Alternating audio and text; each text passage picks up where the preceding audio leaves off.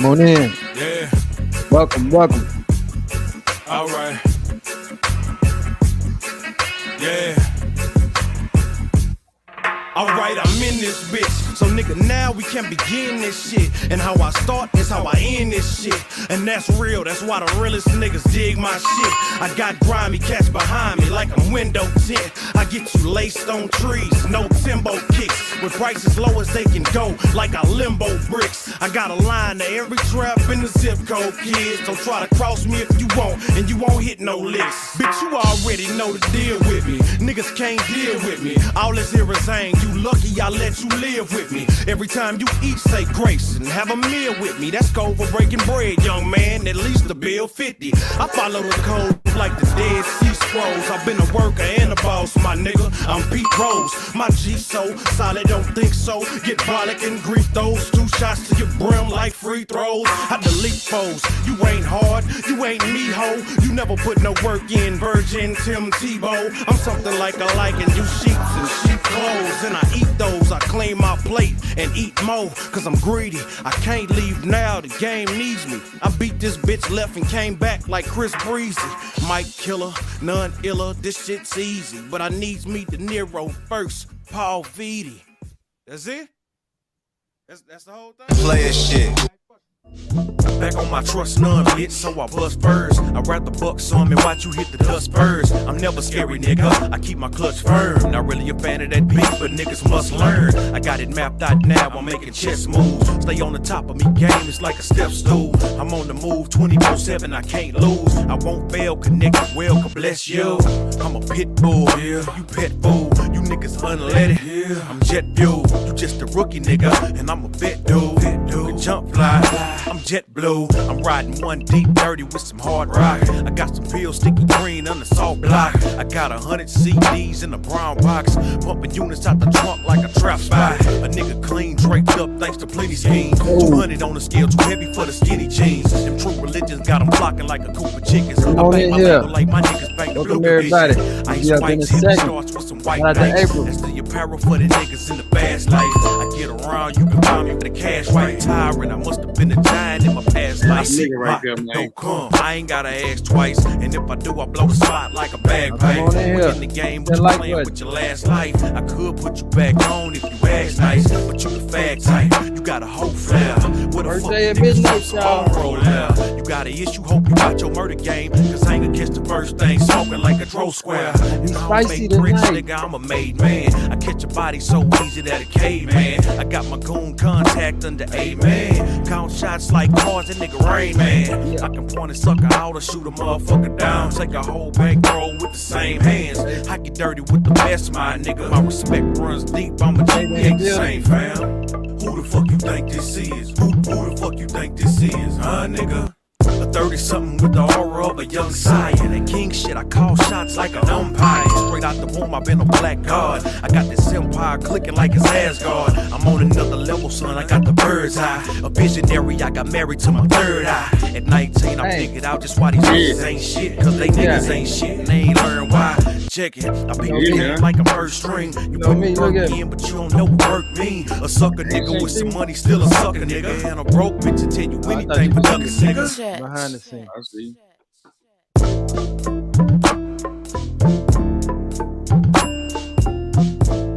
You saying the link won't load.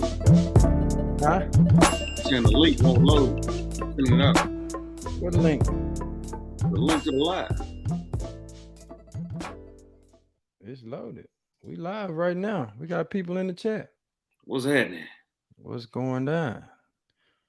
Celebrate my birthday early. It's at midnight. We're gonna pull up a little bit.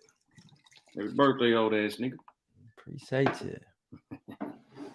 So I got Mr. Ang in the building tonight. What's happening? And he is a strip club manager out of Houston, Texas. Mm-hmm. Just started this podcast, the Naked Truth Podcast. Pronounce naked truth with an F, man. Naked Truth. Nah, bullshit. Y'all hit that like button on the way in. Hit the subscribe. We in here. Okay. Oh shit. Didn't want to do that. All right. So if y'all notice the attire we're wearing, BABE E. Break a bitch. I mean, break a bag. Bag E. easy. Break a bag. A Easy. bag. The clothing Really? line, man. Yeah. And want to show him some love with that tonight. This is his brand. And let's run if you want to get some of this merchandise, just hit him up and watch this little small commercial real quick, and we'll be right back.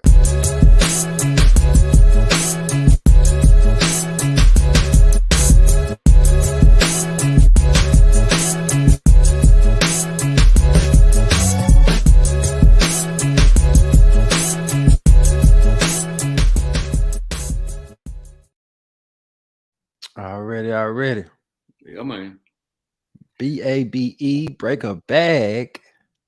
Easy. A You know, I bag. had to get mine done a little bit extra, you know what I'm saying? You know me, 2 watches, my birthday, man. I'm feeling rolly. You know. Your birthday in with your boy, man. Right. A little bit of history. I've known this nigga how long, man? 12 years or more, man. That nigga's been about, what, 2006? Yeah, well, our lives intertwined, man. You dig what I'm saying, man? If you know, you know.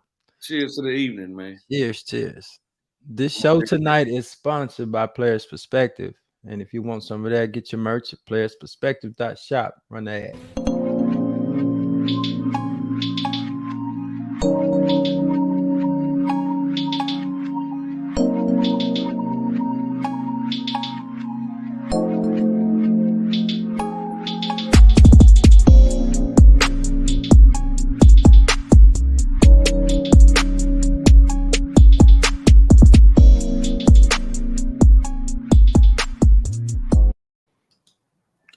All right, y'all come on in here. We got 2 watching, but we're gonna get started anyway, man. Regardless, man. You've known me for about 12 years. We met through a mutual friend, and we've also done a lot of music together. And over the years, our growth as who we become, our lives are intertwined. Me being a player, I'm in this industry quite a bit, in these clubs and doing my business, you know what I'm saying? So we tend to link a lot, man. What April say? Black hoodie needs to be in my closet. April, go ahead and hit playersperspective.shop. We get it right to you. Lickety split. And I've been sharing your Instagram too, April, man. You know, you got some fans out here. But yeah, we've been knowing each other for a while, man. He's seen my growth, I've seen his. And one thing that's really cool, I'm watching other people's shit. One thing's really insightful is the strip club industry. It's a lot of do's and don'ts, ins and out questions, common misconceptions, and things that people just maybe aren't familiar with or are familiar with. Either way, I think you're gonna take a lot from this live tonight. Yeah, you, April. I've been showing people your Instagram. They love it. But either way, I think you'll take something from this live tonight, man. And we're gonna get spicy. We're gonna ask all the questions that haven't been asked or have been asked or you've been waiting to hear. And we're gonna give you some stories about some things that we see.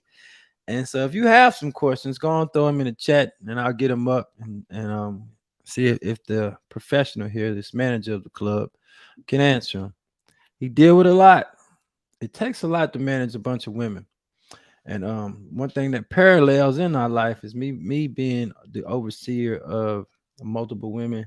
He does this night in, night out. Whoever comes in and out of the club, he has to maintain the order. And a lot comes with that. And I've seen it in action. Recently. And we will tell that story. Yeah, tonight. Whoa.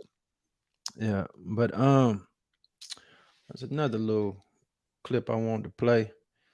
I've been promoting this live with the little video that he made. So y'all check this. Happy fucking weekend, people. It's officially time to turn the fuck up. As you can see, my whole life is a motherfucking podcast. Do you like titties? Jose like titties. Me too. So meet me at the Naked Truth podcast, man. We can talk about titties, stripper shit, and all types of other debauchery. Look it up. Tap in. Who know the meaning of debauchery? Does anybody know the definition of debauchery? I meant to put that on the screen.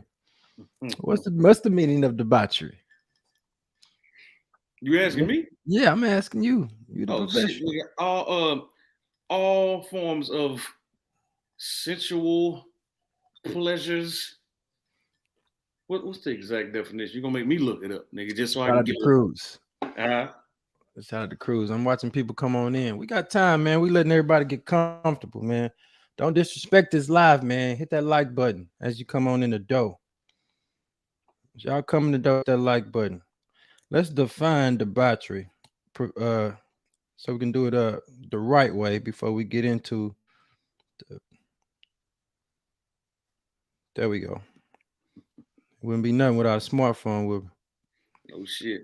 excessive indulgence in sensual pleasures. Excessive indulgence in sensual pleasures. That pretty much sums up strip clubs for me. Yeah, You that's know what I'm me. saying? Strip clubs, you get all kind of interesting characters, man. All types of interesting characters, from the high value man to the low value simp. They all in there. They're all in there, and they're in rare form when they in there. Mhm. Yeah, you see a lot of things, man. A Some of whole them lot I witnessed goes it. on in the strip clubs, man. And Houston is one of those cities where we got plenty of them. We're pretty much known for a few of them. I Now, think is we there got the most strip clubs per capita in the world. outside of Portland? I think Nah, Portland make you we give got you the a run most. for your money. Really? Yeah, but I think Okay. we per capita. I think we got the most.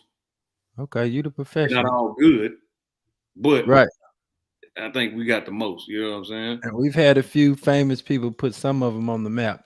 Now, is Yeah, there a difference between gentlemen's clubs and strip clubs? absolutely, What is that? absolutely. What's the difference? I think everybody. Oh, excuse me. I Ugh. think that That ain't player. you should cover your mouth, man. Right, Um, right, right. I think the difference, gentlemen's clubs are a little bit more reserved. You Okay. know what I mean? Gentlemen's clubs is for gentlemen. That's where you go on your lunch break to get the buffet. Right. The buffet, they got the sometimes like 12 to 2. Then you got the 4 to 7.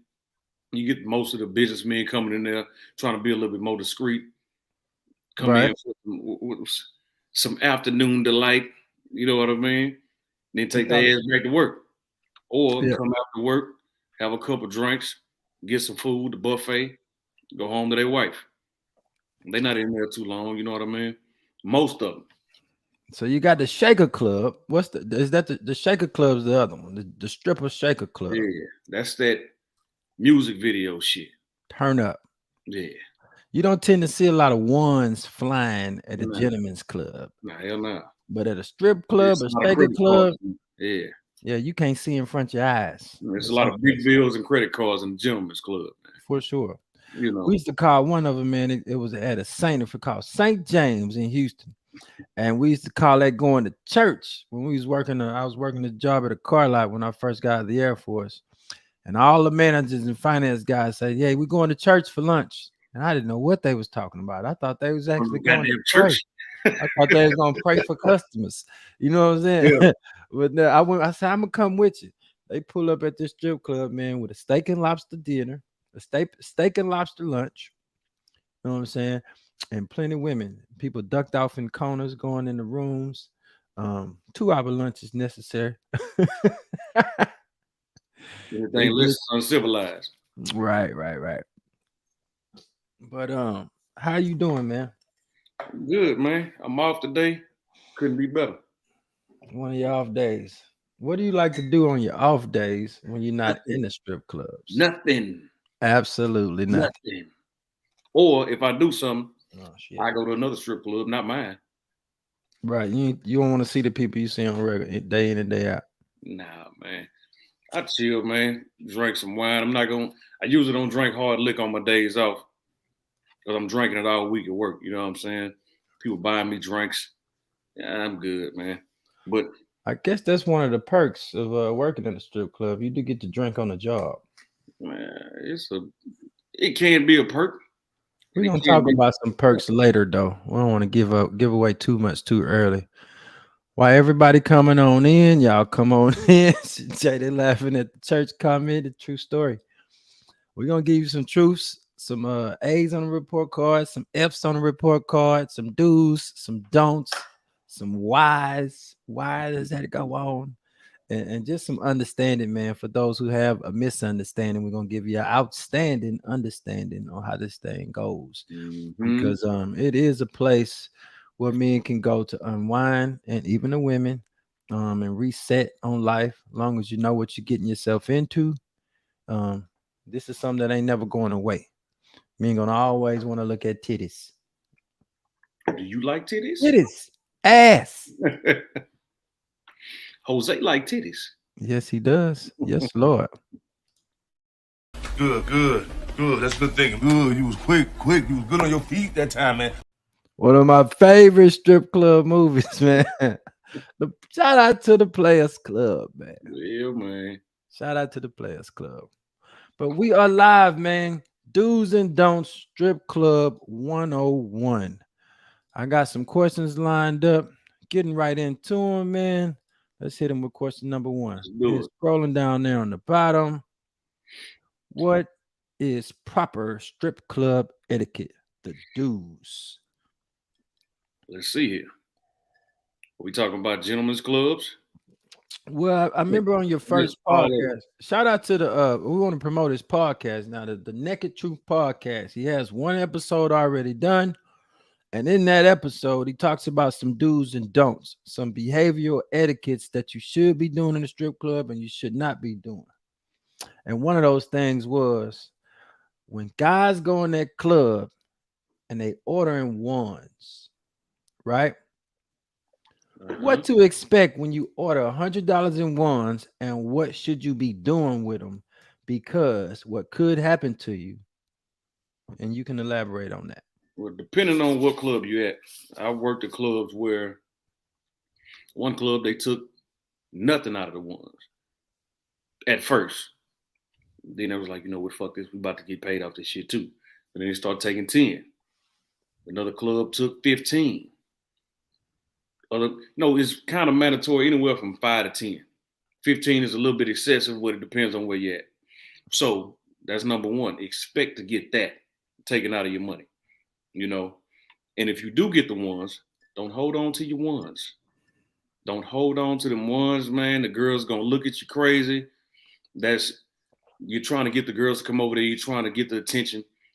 You're gonna get attention, but eventually it's not gonna be the attention that you want. One thing I hate is seeing guys walk out with 200, 300 ones in their pocket. What was the, you know what I mean? Like, come on, man, nigga, what are you doing here? You just gave up at least 10 of them. Look, Jada say they're gonna give you 80. Yeah. That's a lot of motherfucking money, man. Now, see, if they take 80, if you get 80 out of the ones, that means the manager took an extra 10 or 5, man. The Now, goddamn band gonna be around them motherfuckers loose as shit. I ain't never been in no club where they took 20 out the ones ever. But if they do take that, that's what the fuck is happening. yeah, 85. I've seen 85. I've seen 90. That 20, Yeah. God. Exactly. Now, see, that's goddamn, I done fucked up. I'm telling on the fuck. This is a secret society, man. I'm telling on the other managers, man. Fuck that. Scratch that whole fucking part out, man. No, we're gonna talk today. We're gonna give them the real. Yeah, but no. Tell them why. Now tell them why it don't really matter how many ones you get back, because the purpose of getting the ones, you gotta you get the ones to throw the ones. Me personally, when I go to a club, I'm gonna look around, see if it's something I like, whether it is or not. When I go to the club, I usually sit at the bar anyway. I'm gonna spend money at the bar. I'm gonna spend money on the girls. I've been doing this a long time, so I understand the business. You know what I mean? The girls are there to make money, so I'm gonna help them make some money. I'm not gonna hold on to them to stop them from making money either. You know what I mean? But if you get ones, you're supposed to throw them shit. So it really, honestly, shouldn't matter how many ones you get. You know what I'm saying? Like, what the fuck? All right, cool. The girls know how many ones it is. If your club takes 15 ones, they know they're getting 85 if you break that band off and throw the shit. They know that shit. They're not gonna come at you on smile. Nigga, you only gave me $85. The number is arbitrary, man. They know what they getting. Right. They should be the ones that care about how much money it is, not you. So get the one. We're not gonna tell them why not to hold on to them yet, because we're gonna talk about that in the don'ts. Yeah. But one of the do's is don't just go in that club and not have a purpose of being there. Standing around, not participating in anything. Give me another do for the club. Behave your motherfucking self accordingly. Good one. You know, behave yourself, man. Now, just because these girls are, this is something I didn't speak on the first episode, so I'm glad we're talking about this. Just because the girl's in there working, don't mean you can walk around that motherfucker slapping them on the ass.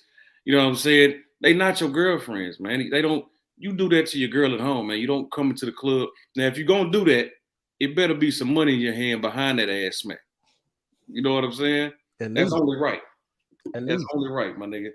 Don't nobody come to the goddamn McDonald's where motherfucker work and just get behind the counter, take fries, expect something for free. You know, they at work right now, man. So that's one of the most important things is behave your motherfucking self. I see a lot of people come in there drunk and come in there like, you know, oh, what's up, baby? Such and such. You're not at the mall, man. You are not at the Kappa Beach party, Freak Nick. This is an establishment. You got to behave yourself with some type of decorum. That aggressive behavior don't get you nowhere. You gotta be player in the club, man. I mean, some people can't help it, man. Yeah. Now I'm speaking to the regular guy, the average guy that goes in the club. Some guys are in there for a different reason, but the average guy, when you frequent the strip club, things you do, how to behave yourself, act accordingly, or they will put you out of there real quick. Lickety split. Absolutely. You'll be exposed your way out. Might put you out there hard. No, it might put you out there aggressive. Yeah. You seen remember that shit? What is it? Casino? Remember that movie? Where the nigga kicked his feet up on the table? I just watched it recently. Yeah. Say, I want you to exit him out of here and exit him hard. Use the fucking door to open his head. Use his head to open the fucking door. You know what I'm saying? Like, depending on what club you at, you better be fucking careful, man. Right. Behave yourself. Y'all listening to Ang from the Naked Truth Podcast, a strip club manager down here in Houston, Texas, giving you his expertise and insight on the do's of the strip club. Next question we're going to get to is the don'ts. You got any more do's on behavioral issues or etiquette, how guys should be behaving? How's the bar? Tip your bartenders. Good Tip one. your bartenders. I mean, that's etiquette in any establishment where they got a bar. Right. Tip your bartenders. She'll pour your drinks right. Or she'll pour your drinks up. Because they pour your drinks right when you come in. Mm-hmm. You know what I'm saying? Right. A jigger is a shot.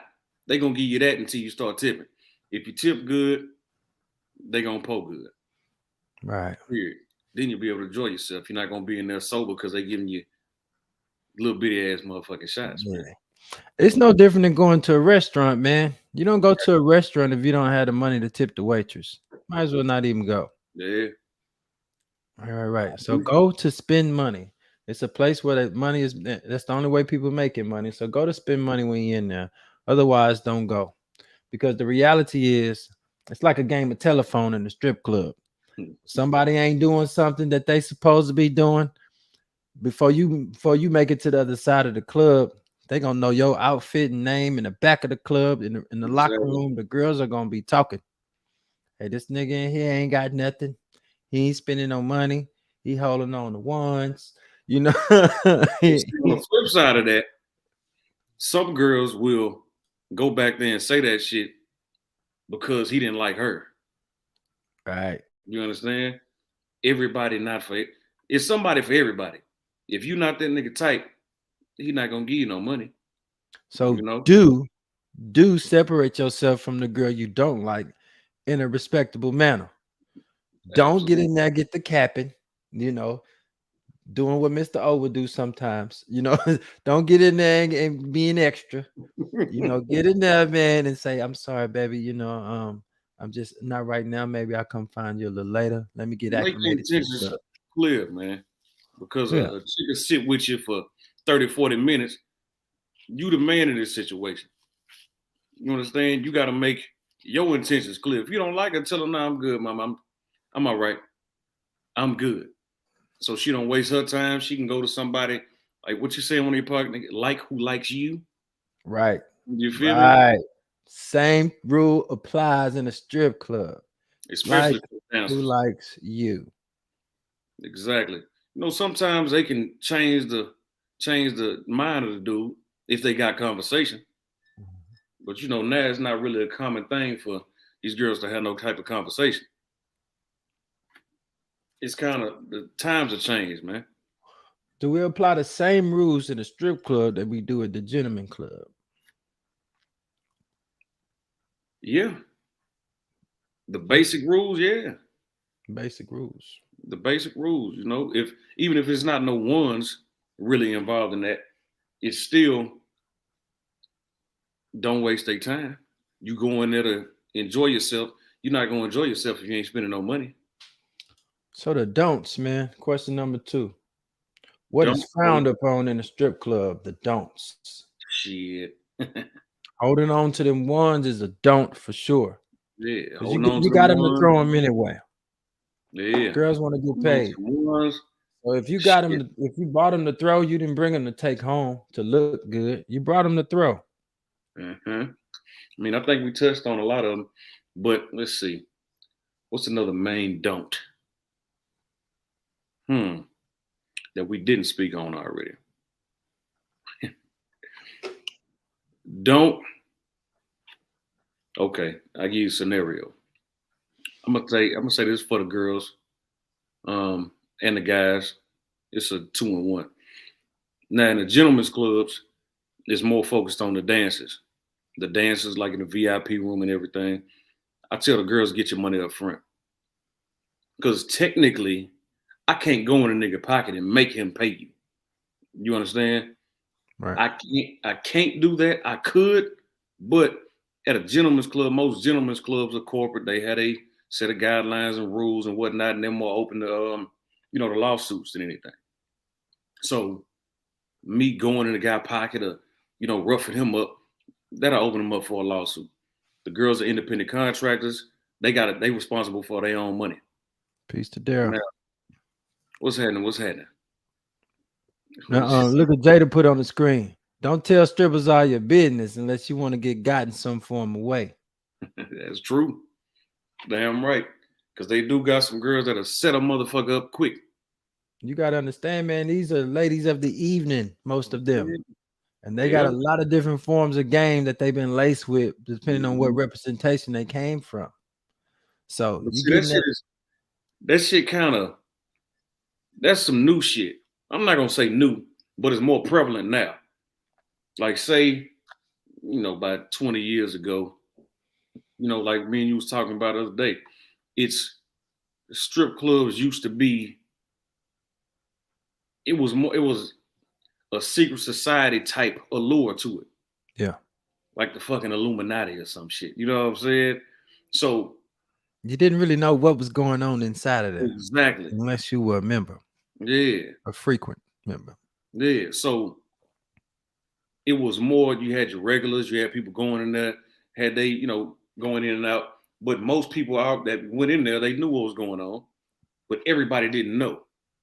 They assumed or it was shunned, but now it's not taboo no more. Everybody goes to strip clubs.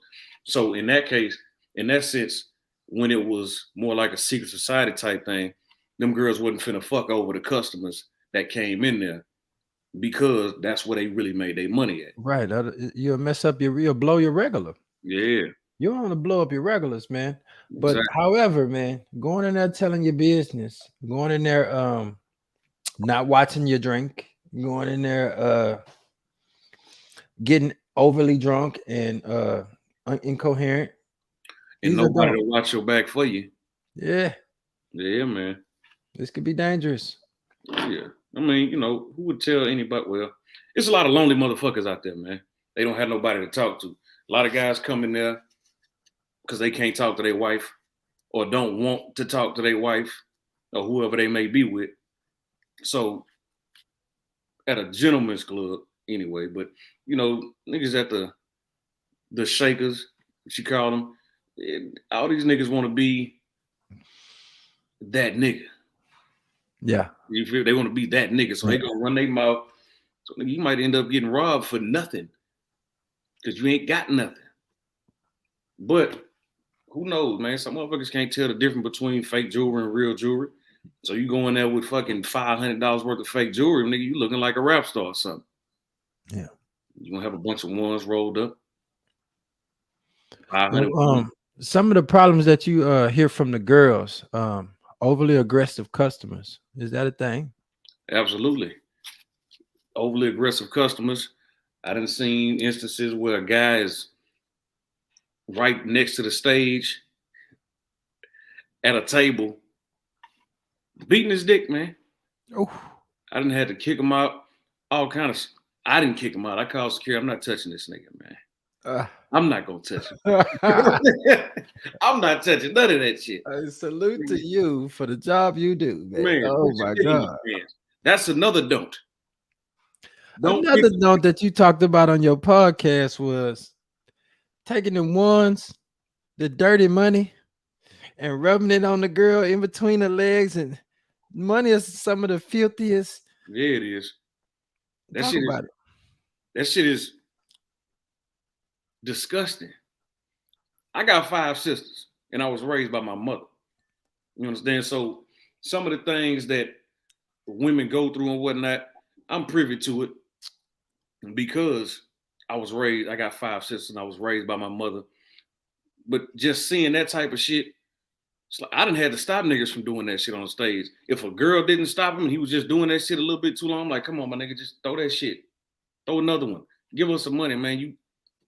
She gonna need some money for some Vagisil or something, nigga. Doctor, that shit is nasty. Rubbing money on a woman's genitalia. Money is never washed. Anything. Money has never been washed, sanitized.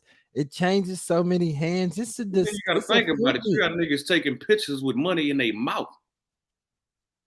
You understand? That's fucking disgusting. I mean, but you know, I can't really blame all these women, man, that allow that. I'm not gonna say all of them allow it, but the ones that do, I can't really blame them because that'll be some of the same women that I go in the back in the locker room and see them wiping back to front. How do I know? You know what I'm saying? How do I know that and you don't know that? Yeah. The women in these strip clubs ain't the cleanest, man. No. Listen, don't wipe back to front. Right. But see, I'm just saying, and I'm not, like I say, I'm not bashing nobody. I'm just saying some of them don't know no better. They should, but they don't. You know, these guys going there, man, doing all that shit. Nah. I don't know. Maybe I'm just too considerate. Don't take your money and wipe it. Do you really want that woman after you done wipe the nasty little dollar bills? It's filthy. It be nasty, man. They might. It's filthy. This is not clean. It's nasty. Do not put it in between a woman's legs on her genitalia, trying to prolong his throwing of the dollar. You know, he's trying to make it last a little longer. Yeah, man. No, that's a no-no. He might be a nasty motherfucker himself. And the women are gonna talk about you. Your bad behavior, your poor etiquette in the strip club. They're gonna talk about you. Yeah. And they're gonna remember you the next time you come in. Yeah, that's him. Mm-hmm. But you always gonna get that one. You're gonna get that one that's bucking the system, man. It's always maybe 2. It's always a few that'll buck the fucking system, man. Or it might be a new chick or whatever that don't know no better. And they not gonna tell her because they don't like her. And they want to get her the fuck up out of here anyway. You know what I'm saying? So who knows? Right. But yeah, that's an absolute don't. I want you to give us the real, man. Dig into that strip club bag. How long you been managing strip clubs? Shit, it's been about 9 years, man. So you have some expertise, some insight. You've About seen a 9. lot. I've been going to strip clubs since I was about 14, 15, man. Yeah. Don't A ask me lot of how. guys, they tend to fall in some type of lust for these women and love, I think, man, where they feel like the girl really likes them. That's their job. Right. That's their job, man. They supposed to like you for work. So what do you feel about when a woman is sitting with a customer and you want to talk to her? Is it etiquette? Is it Yeah, okay to approach? I'm asking for a customer. If he likes a certain girl and she's sitting with somebody else, what do you do? Do you go over there? Do you try to campaign for her? Or do you nah, wait till she's done? shit, nah. Because some customers get very offended by that, and that'll cause a motherfucking fight or altercation. I gotta intervene in because he paying for her time. Now you playing with his money. You know what I'm saying? Now you fucking Right. over his money. And you messing with her money because if he gets up and go because you doing too much. Exactly. So the proper thing to do is find a manager, tell him, hey, I'm not gonna be here too long. Can you see how long she's gonna be with that guy? Yada yada. Because a lot of times, other times a girl might be sitting with the dude and she already got some money from him. And she trying to move around anyway. Mm. You know what I'm saying? But if a customer goes to another customer trying to get the girl's attention, excuse me 1 second. That customer gonna motherfucker, I just paid her for her time. I'm not finished yet. So the So proper thing would be to go to a manager, get a manager, ask him if he can see how long she gonna be with him. You know what I'm saying? Just go through the proper channels. There's proper channels and everything. yeah, you do not walk over to a girl when she's with another customer. That's just bad form. Say no, you wait your turn unless you're about to drop a real bag on her. The same thing. But if a motherfucker about to leave, now if he about to drop a bag on her, I mean, but a real bag, that's an opinion. To some girls, getting 300 is a real bag. Some girls getting 100 is a bag. You know, getting $100 for a dance or two could be a bag to them. You know, some guys has what's happening, man. Shout out to the evolutionary playboy. Word. You know, so that's subjective. I mean, that's a matter of opinion. A real bag to you might be thousands, in which I understand.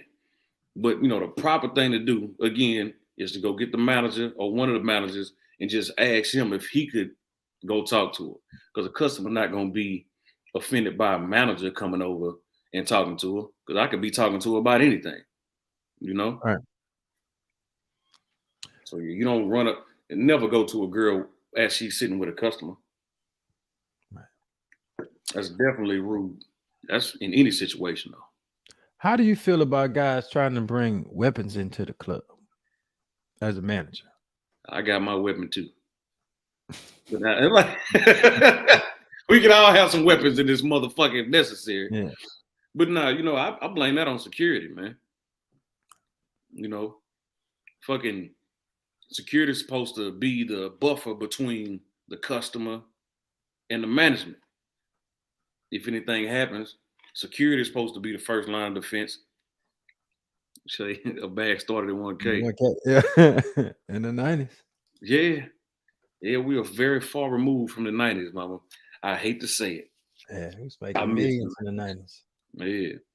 Yeah. But yeah, I'm not with it, man. You know, because if Lord forbid anything happens in a club and security is outside, they can't be there as fast as I can. So every club I've been in, I've always been in the mix. I mean, luckily nothing has happened. Knock on some motherfucking wood. But for the most part, you know, I'm good at people my surroundings and handling business how I'm supposed to handle it. But yeah, that's security job, man. She said they get paid a little extra to let them slide. I'm sure they do. I had to check the fucking security the other day, man. A dude came in yesterday. He came in, got pat down or whatever, and he's sitting down. He goes sit down. So I'm in the office. I come out.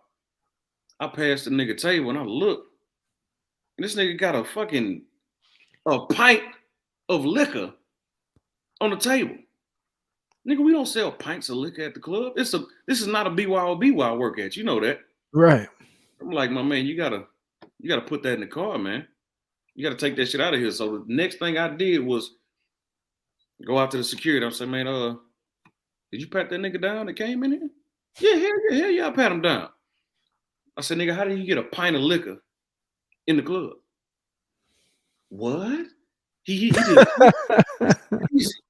you fucking right, it's crazy, man. Now, what if that would have been a 22 or a 25 or something? I'm like, come on, dog.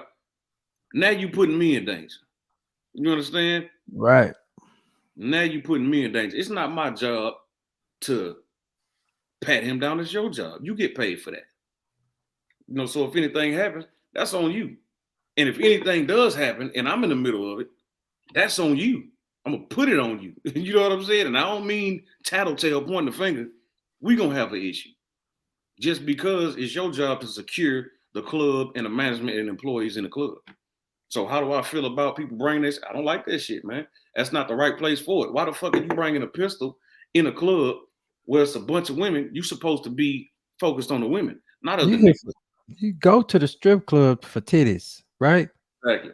Not for fights and gang banging. Exactly. Keep that shit the fuck out of here, man. There's plenty of places to do that shit. This is not one. Is there a proper way to ask a girl for a lap dance or a private dance? You mean should it just be expected? Should it just be expected? I mean, that's I what think they. guys, That's what they make their feel real like money. the girls are like the women aren't just slaves in these clubs. No. It's you're supposed to carry yourself as a respectable gentleman in these places, man, and talk to these women like you got some sense. At the end of the day, they're not here to just do magic tricks for you because they there. You know. Of course not. I mean, but you know, that's where they make their money at. You know, you can't be shy. But see, here's the other thing though. There's most people, the average male that goes into the strip club is socially awkward. Yeah. You understand what I'm saying? So they go into the strip club because the job of the dancer, she's at work. So therefore, her job is to come speak to you.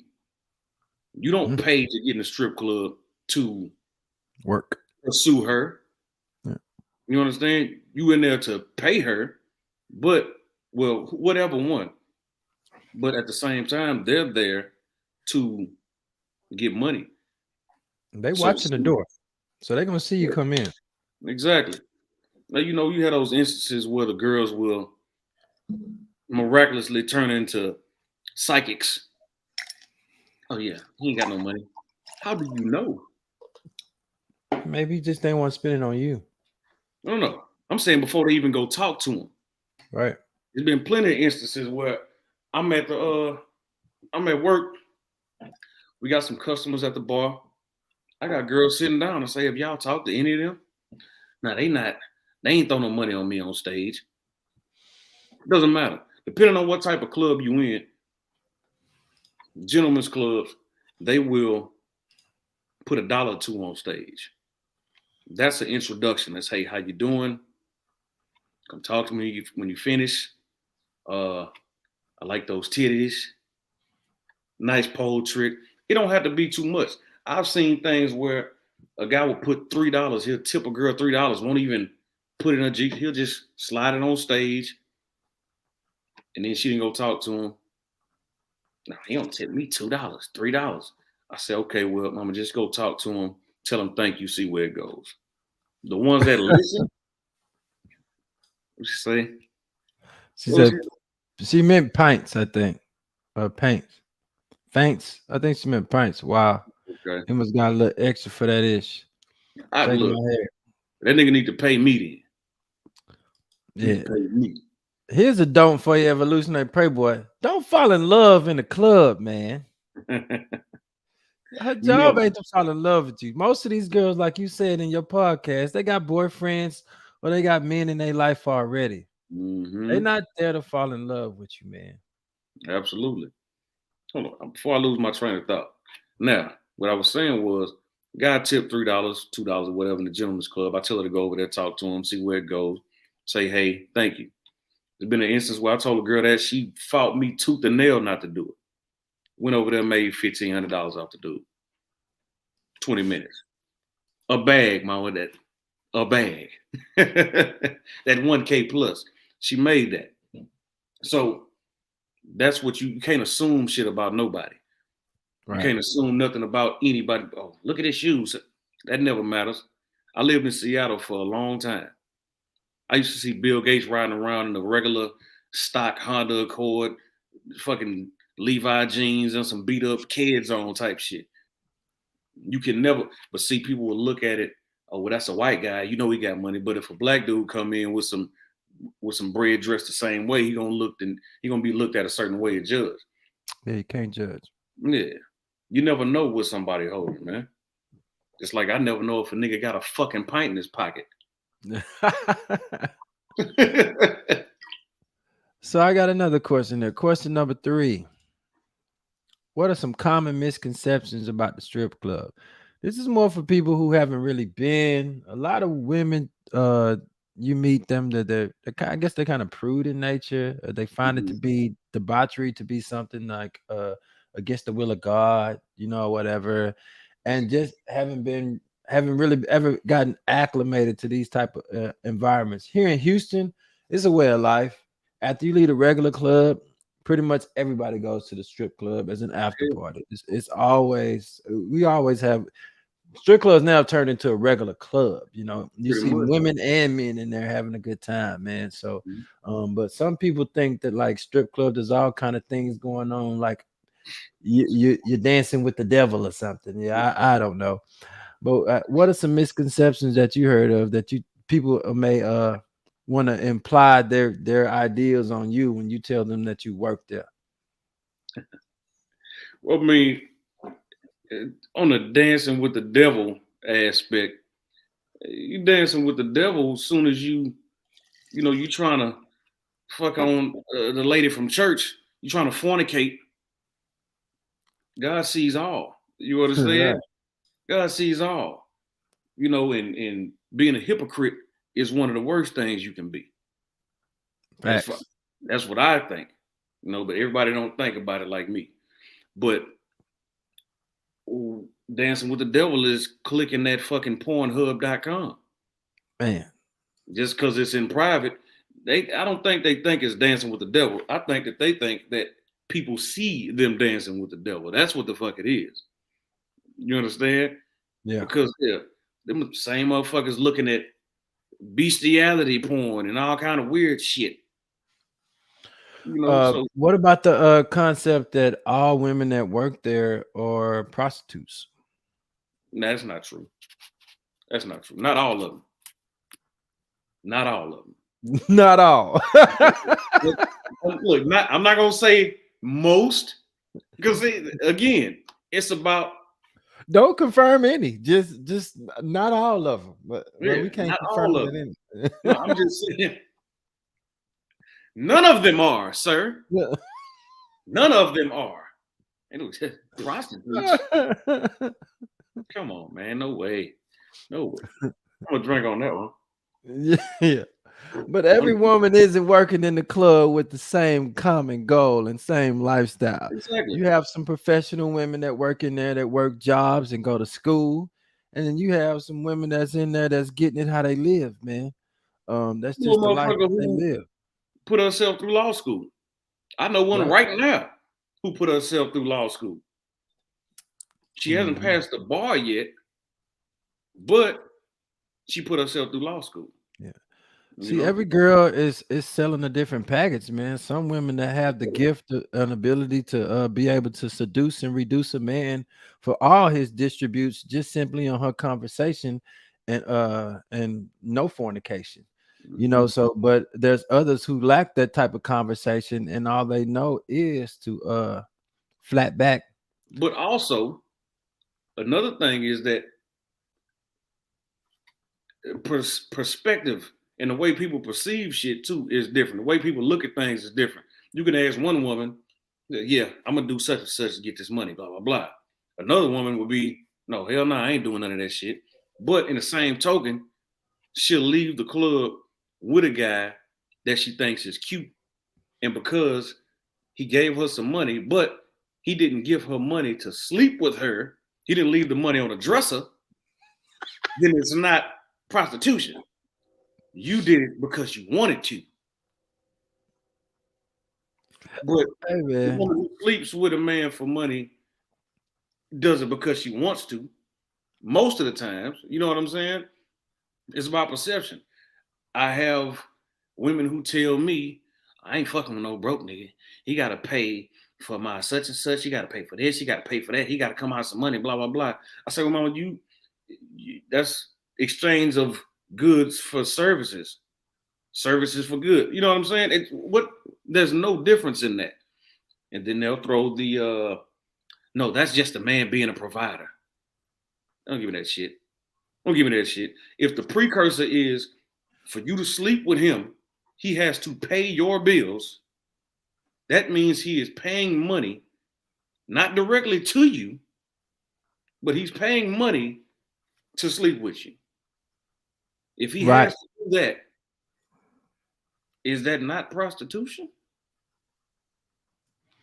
Am I tripping? These words have meaning already, man. You know, so the definition of prostitution, the oldest profession in the world, is to use what you got to get what you want, in a sense. You know what I'm saying? Yeah.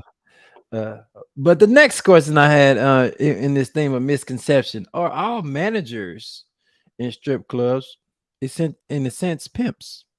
Shit no. Are they Shit, taking the girl's money? shit no. Is every Sometimes girl you in can't get there these paying motherfuckers to somebody give you with no her money. money? Sometimes you can't get these motherfuckers to give you no money. And here's what they don't understand. I want to say, I'm not vouching for that. That's a prerequisite. Look, whatever floats your boat. Whatever floats your boat. It's like I said, it's all about the perspective. Yeah, The I don't have a player's problem with perspective. prostitutes at all. You know, I I don't understand either. the oldest I don't profession in the either. world. It's always existed. It's gonna always exist. I know Yeah. wives that prostitute with their husbands, putting their honeydew list on the refrigerator. Otherwise, he don't get none. Only giving But them head because on they're his married, it's birthday. not That is prostitution. Oh, prostitution, it's huh? not prostitution because they married. Oh, all right. Now, He's exchanging services for goods, man. He's changing the services of sex for goods, man. listen. If you complete this honeydew list on the refrigerator, I will give you some sex tonight. Exactly. That's Look, prostitution. It's the spirit of prostitution. that is the spirit of it. Yes, it is. Yeah. And if you don't, you sleep on the couch. By the No, way, I ain't never come been put on the fucking couch, and I never will be. on. That's not my thing. Get I your don't sleep balls, on man. the fucking couch. Get your balls back, man. You feel me? Yeah. Not gonna fucking happen.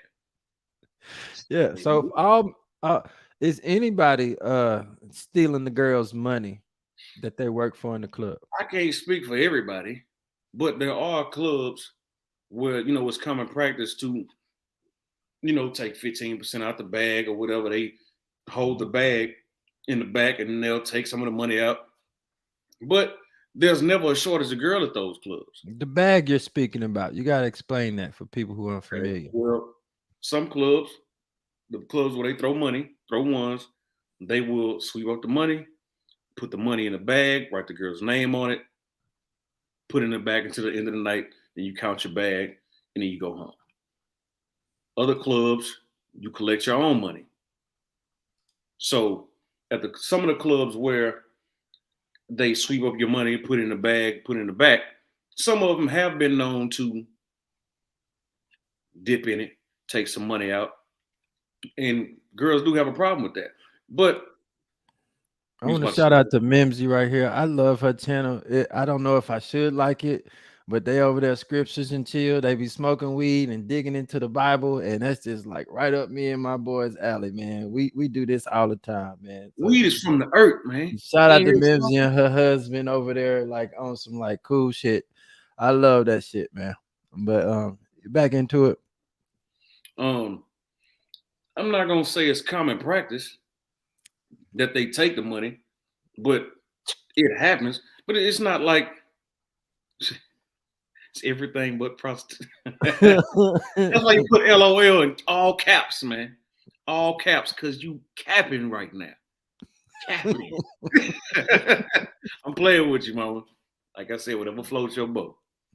But yeah, me personally, I don't beg for money, man. I don't beg for that shit. I do my job. You tip me, you tip me. If you don't, you don't.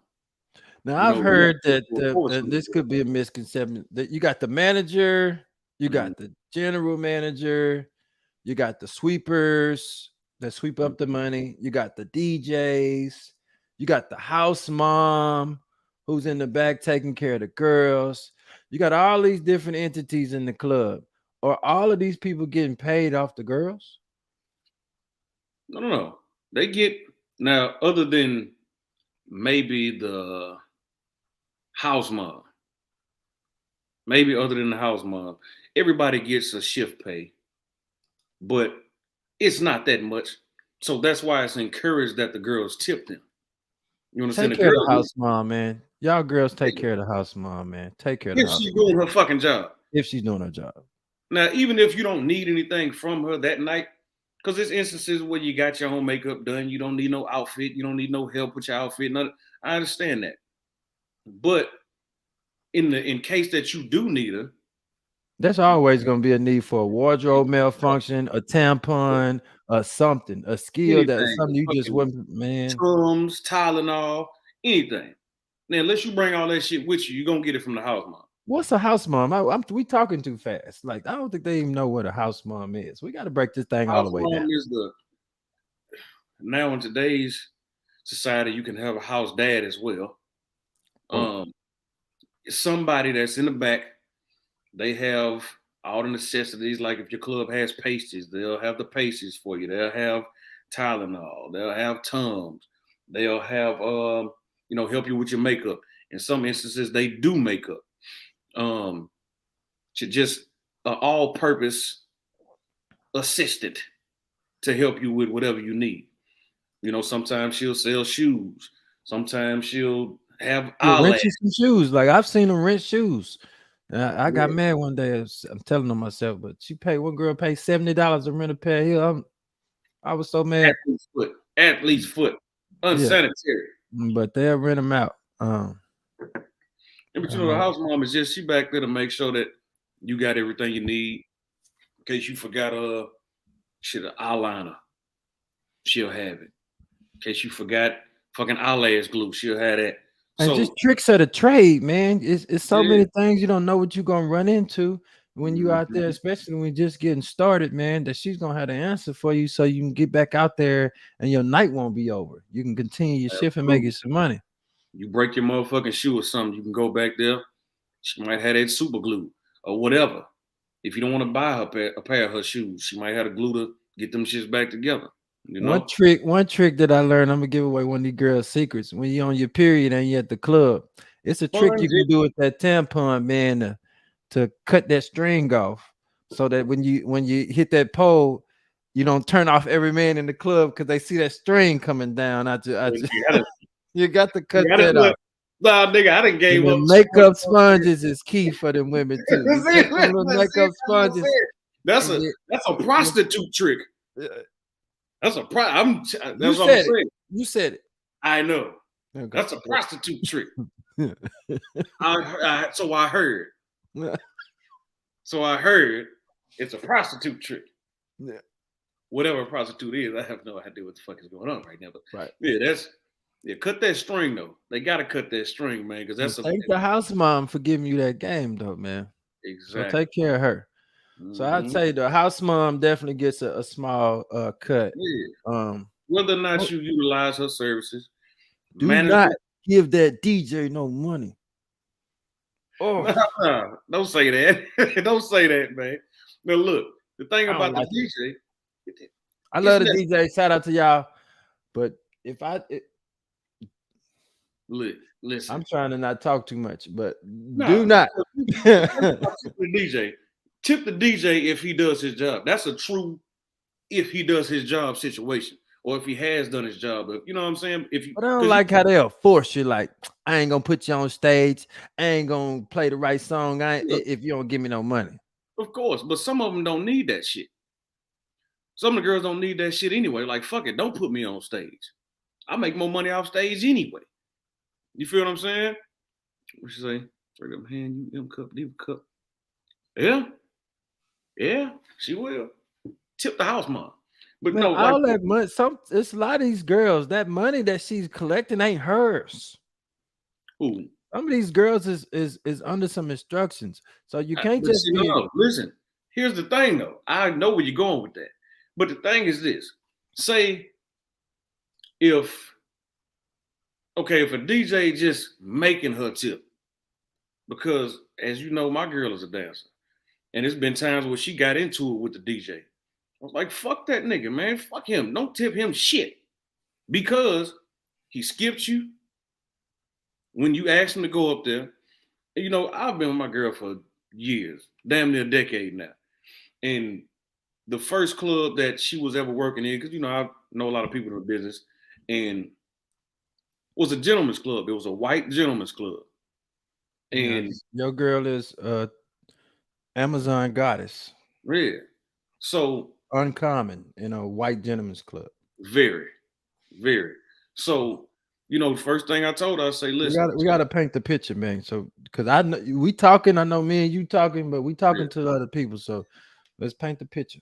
okay. And I'm finna keep it all the way real. It's my birthday at midnight, so I'm just gonna tell you, man. And once you tell your story, I'm gonna tell you a story, man. Fuck it. We gonna talk.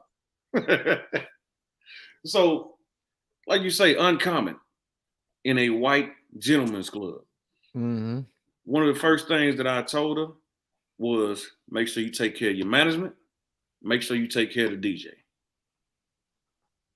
DJ. Reason being is this: the management and the DJ they have relationships with customers that you don't have, or relationship with customers that you have no idea that really have what they have.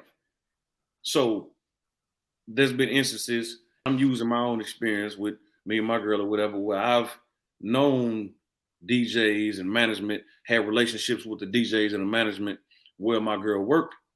And because my girl, you know, even if it's a slow day, you know, if she have a good day, I've known girls that make $2,000 and tip the DJ $3 or tip the manager $5. These girls don't understand that the DJ and the management, they don't get paid a bunch of money, shift pay. No, they don't get paid a lot of shift pay. You making all that bread, give back if you making that type of money. Now, back to the point, the DJ, he'll keep the motherfucking party going, or, you know, if he's just a boring ass DJ and yeah, we got such and such on stage, and then he just let 3 songs play and you up there dancing, he don't draw no attention to you. You know, there's DJs, good DJs, that will draw attention to you and get you tips. Those DJs deserve to be tipped. Honestly. They deserve it. Not fix your face, nigga. Fix your face, nigga. I'm gonna let you finish. No, they deserve to be tipped. Nigga, I'm not saying they deserve to be tipped fucking $100, you know, but they deserve to be tipped. Period. Now, I'm not gonna say it should be a every night thing, because every night is not the same, but at least something. If you had a good night, tip the DJs and the management, because the DJ will keep the party going. His music selection will keep people involved and whatnot. But in other cases, when he gets on that, I'm not gonna put you on stage. Some women don't understand that sometimes you don't fucking need to go on stage. Sometimes stage kind of fucks up your money. It will. But that's in your contract. You're supposed to go on stage. Now, you can talk to the management, the DJ, and tell them, hey, look, I got this customer that want to go back to the VIP, yada, yada, I want to make some money. I don't want nobody else to get on them. And then you go talk to the DJ. I'm like, man, just make my shit short. Okay, cool. If I got to do 3 songs, make each one of them songs like 1:30 a piece. You feel what I'm saying? And having that relationship with that DJ is key. Having that relationship with the management, because you can also tell the management that, and the management can relay that to the DJ. You feel what I'm saying? So if you tipping a good DJ, then yeah. But I also seen DJs that don't do shit for the girls except play the motherfucking music and expect to get $50, whatever they expect to get just because they playing the music. You're supposed to play the music anyway. That's what you're getting paid for, is to play the fucking music. You know? So none of that is mandatory, but a good DJ deserves to be tipped something, period. As far as management goes, yes, I deserve to be tipped too. I'm not saying I want to dig in your pockets. I'm not counting your pockets. If you have a $2,000 night and you give me $20, cool, that's what's up. I'm not tripping. As opposed to other managers that, Man, you need to pull the gloves off, man, and stop being so nice, because you telling like there's some war stories out here and everybody ain't playing the game like it go. They are not. Nigga, it's not me being nice. This is my perspective on the shit. You I don't know look. the truth. Listen, the truth is, I don't hound a motherfucker for no money in you know that these guys out here is like playing dirty. They think they play us, and they out here. I didn't have my girl call me telling me that he won't let me on stage at a particular club unless I gave him $50 or $100. And I had to go up there, back up to that club and have a man-to-man conversation with that DJ, man, because they think that it's cool. I didn't send people to that club.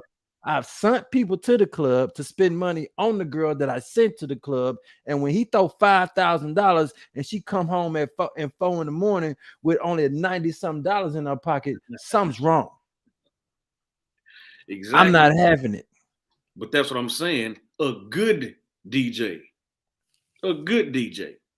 Now, it's been like that forever, my nigga. Some of these motherfuckers. A good DJ. Okay, good DJ. A good DJ. Yeah, how many of them? That's what I'm saying. I know a couple. Shout out to your boy at your club. I like him. Yeah.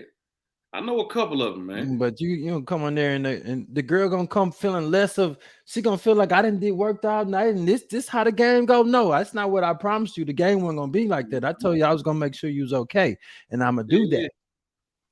And that's what I did. I'm gonna stand on that, man. I know these guys out here, they going in that bag that you talk about. They gonna go in there and take handfuls, $200-$300. You ain't grind on nothing for these distributes, man. And you ain't giving no instructions either. So I want to hear that. Get out the bag. You taking advantage. And that's what's going on out here more than the good DJs. Of course. There's more taking advantage going on. And that happens at the shaker clubs where they going in your bag. And then another thing that fucked up this whole business, man, is it fucked it up and it also brought more attention to it. Ace. So what? Ace in a bit. I'm just showing love. Okay. No, so what fucked it up was that these motherfuckers think it's extra hustling and strippers just for music. Of course, they already getting paid to be there. But that's what I was saying earlier. Everybody except, with the exception of the house mom, is getting paid to be there. Now, the shift pay for most, unless it's at one of the top clubs and whatnot, unless it's at one of those, they're not getting paid that much. Now, I don't feel nobody should be hounding none of the girls for money like that. Is it happening though? Of course it's happening. Thank you. I don't condone it. I'm not saying it don't. I'm not being a nice guy. Take the gloves off. Put the kids in the bed. It's after 9. I don't hound nobody for no money in any instance. So I'm not one of the managers that's gonna be standing at the motherfucking door with my hand out at the end of the night. I don't give a fuck how much a motherfucker made. I'm not. Give me money. Play with one of my girls. I play with one of my girls if you want to. Nigga, you know me. What you mean? Yeah. Not you. I'm not talking about you. I'm just saying, nigga. I'm talking about gym news. I know, but my thing is, nigga, you know me, and you know I don't hound a motherfucker for nothing.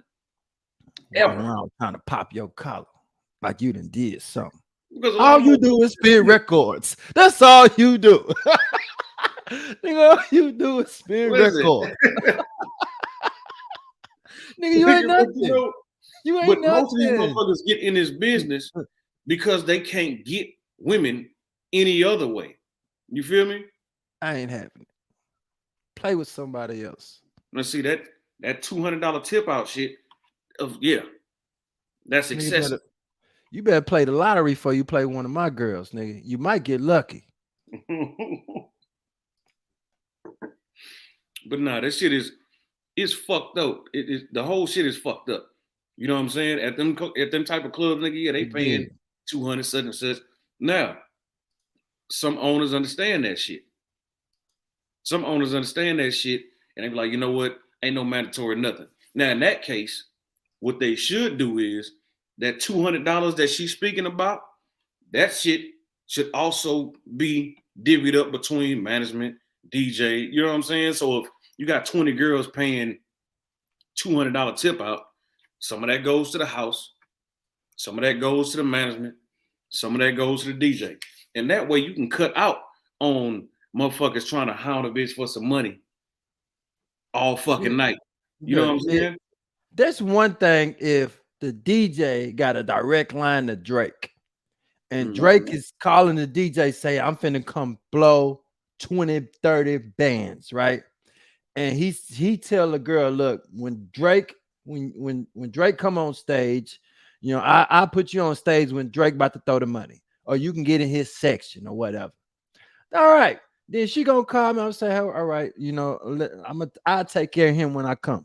You know what I'm saying? But you don't need to be telling her you ain't getting this, you ain't getting that, unless you give me 2, 3, 4, 5. No, they should not be doing that shit. Like, look, I wholeheartedly agree with this shit. We telling the naked truth here. I know that's that. what they doing. But my DJs where I work at do not do that because I don't allow them to do that shit. Every club I went to, if they do that, and the girl, oh, he telling me I can't go. I'm shaking the motherfucking camera shit. He telling me I can't go on stage unless I give him such and such. I will go personally and tell the DJ, I'm like, put this motherfucker on stage, man. You're a good manager. It ain't a lot of good managers out there, and that's why you my homeboy. That's why any club you at, man, I'm there. But a lot of these guys out here, hey, they playing with the wrong one. Yeah, man. Because they playing. Trust me, I done been into plenty of conversations with motherfuckers playing with my girl at certain clubs. You understand? Because here's the thing. I tell motherfuckers all the time, a lot of guys get into this business because they can't get women outside of that, or when they get into this business, they think they some type of pimps or something. Knock it off.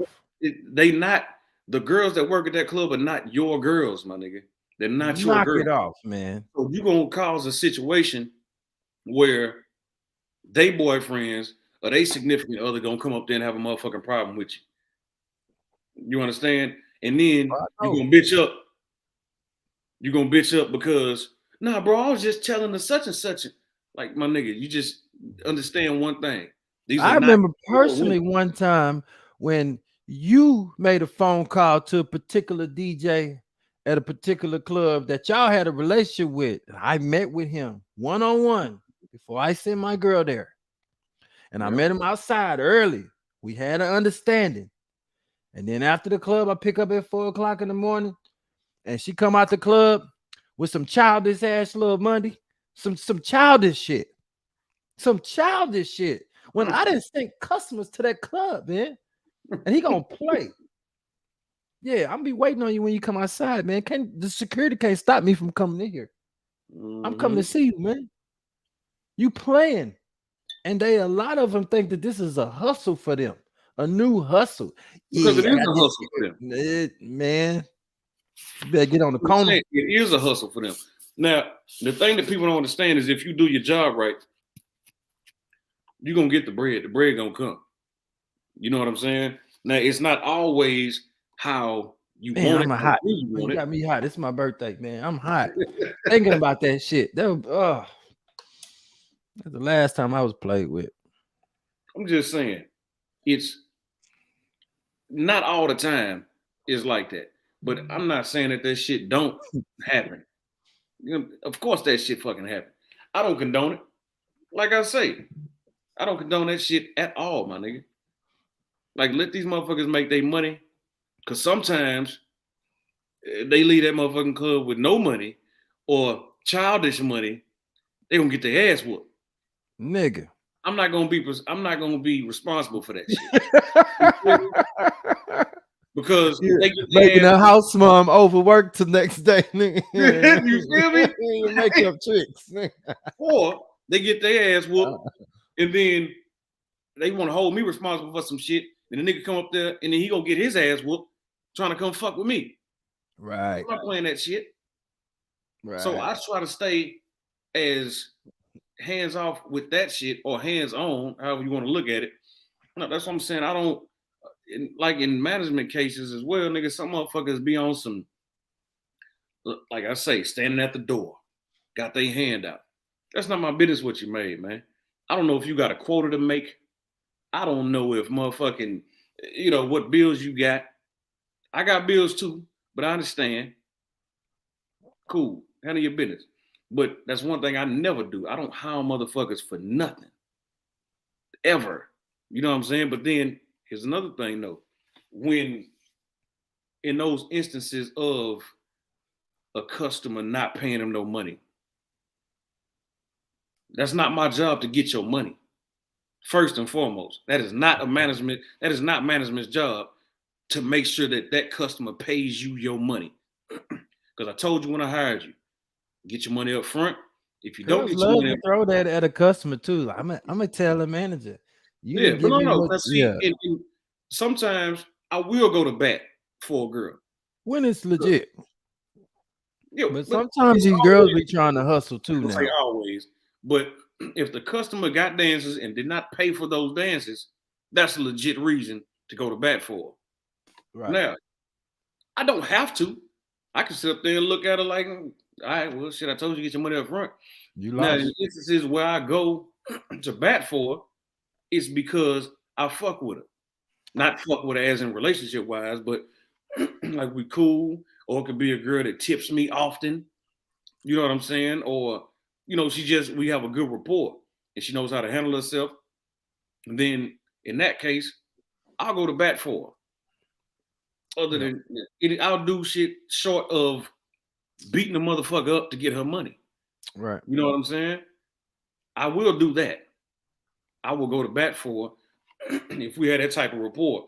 And you build that rapport over time. Yeah. Some girls, when they come into the club with that attitude of, shit, I said this and that, just the stinking ass attitude, I understand where it comes from.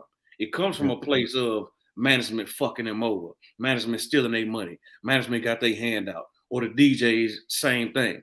You feel me? So it's a vicious fucking cycle, and I get it. So what you say, nigga? I'm the most patient motherfucker in the world, nigga. You are. You know what I'm You saying? are. Oh. Yeah, I know. Ain't nobody got more patience than this man right here, man. I done seen him just stand in the paint. And when most men can't, he was standing there and take it and respond mentally to a woman's emotional outburst. Well, I don't got time. At some point, like, look, check this shit or I'm gone. Like you got the most patience I ever seen in the world, and you handle shit with a lot of decor and candor, man. So like, I commend you for it. That's why you my partner. You even check me sometime. You don't check. I don't like that. But you remind me sometimes when I can get a little out of character. So for Nah, sure. nigga, For sure. you well within character, nigga. Yeah, right. I'll Right. tell you something, nigga, when you're Right, I'm doing my job. God when damn it. you jump over that line a little bit, man. You know what I'm saying? Mhm. Like, nigga, come on, nigga, pull that shit back, nigga. You gonna get us kicked out this motherfucker, man. Hey man, Relax. You gotta relax, nigga. yeah. Tone it down just a little bit, man. Just a little. This broadcast is brought to you by Break a Bag Easy. You know what I'm saying? BABE. Get your merchandise right now. Go to the Instagram page. What is it? BABE_ break a bag easy. It's B.A.B.E _ break a Break bag a easy. bitch. Yeah, break a bag Break a easy. bag easy. Break a bag. Politically Easy. correct. Yeah. The other one is for those in the know. Yeah, I like break a bit easy. You did. Yeah, too easy. Just some more of this shit, man. But yeah, for all you guys out there trying to claim that you're something that you're not, out here trying to pretend because to get in a woman's bag because you feel like you earned it, or you trying to run some type of scam or hustle. You con artists, you in the way, and I'm sick of it. I like the way this guy does it. That's why I have him on my platform, and I do anything to promote what he got going on. Y'all check out the Naked Truth, man. We talked about some misconceptions, man, but some of the truths. What are some truths about a strip club? One thing that people don't understand is the strip club, in some ways, as far as business goes, mirrors the golf club country club relationship. We meet a lot of men that are high echelon of life. I'm talking about in Texas, so many guys in the oil industry. I've met guys who run finances for some of the top companies. I've met guys in was trying to steal executive. my friend from the goddamn club. Yeah, that's one of them. I met many, but I like him. That's my friend now. You know, he gonna call me when he in town. He gonna call me every time he in town. And these guys who run high executive positions for some of the most prestigious oil companies and law firms and around the country, man, in high positions in life, have very little time to go out and go to bars and campaign for the attentions of young girls. They have but so many hours to have the type of fun that they want to have, and they like a discreet, consistent experience. And what you don't understand about business is people want to do business with people that they like. So when you can go to a strip club and show a man a good time, he's more inclined to do business with you and sign his name on that dotted line for you because you fit into things that he likes to do. I meet so many people on the high end of life in some of these clubs, just like you do on the golf courses. Learn how to play golf and definitely visit your local strip club on a regular basis, man. It'll change your life in so many ways. But some Absolutely. truths about the strip club. Give me some more. Some truths. Yeah. Shit, we've been talking about truths this whole time. Yeah, it's kind of hard to like talk about the misconceptions and not talk about the Yeah, truths, but there's exactly. a lot of real factors about life, man. A lot of these women wanted to. Here's what I will say. Yeah. The truth about the strip club, one of them is this is shit. This shit is not for the faint of heart, man. You know, some guys Cutthroat. will get lost in this shit Cutthroat. and confuse the strip club life to real life without Mm. understanding that 90% of these girls that work in a strip club, when they leave that motherfucker, that shit don't exist. You know, that shit don't exist. They mothers, their wives, girlfriends, what have you. That shit is not the same motherfucking thing. You meet them at the grocery store, they not trying to talk to you. They gonna give you the head nod like, with my kids, you don't know me. You feel what I'm saying? It's a So fantasy, man. They're selling you a dream. exactly. And So when you understand that, that is the truth. That is right. the truth. That this shit is. Don't get caught up in the allure of the shit. Go there, enjoy yourself, go home, do what the fuck you got to do with your people, with your loved ones, because everything outside of this shit is everything inside of this motherfucker is fake as hell. Right. But it's supposed to be, you know. Right. It's It's a supposed. fantasy. You gotta understand that she's selling you a fantasy that you asked for. You know, she's not in there to fall in love with you and marry. Not to say that no guy have gotten married to a stripper, you I sucker, know it's you. but it happens. Look, Not, I'm but it's going to not about marry a a no. stripper, my nigga. That's my life. Whenever I I do get married again, I'm marrying a can't stripper. can't see myself with anybody that don't see life the same way that I do. Exactly. However, when she sees you as an opportunity, she's an opportunist. There's a difference. You can't come in there as a patron and think that she's really falling in love with you. She's selling you a moment for the evening that you're asking for, and you're asking for this fantasy, but you know it's a fantasy. You can't turn the fantasy into a reality, man. That's just narcissistic. Yeah, man. But That some truths, man. You meet a lot of business deals do get done in strip clubs. of course. Yeah, there's a I'm lot of just saying, in upside Texas, to man, frequency in these places. Yeah. nothing but oil and gas. Now the gas done went up. Especially in It's Houston, much more. Texas, man. Dallas, Texas, Houston, Texas, and Texas. We meet a lot And if we during the have lunch any hours dancers and the watching this, after hours. if we have dancers watching this, always, always, always remember when OTC is in town, man. Understand that. That's the oil and gas convention. Understand that. What that means. Always understand what the Please. hell that means. Be there. Get there. Whenever fucking get there. That's all.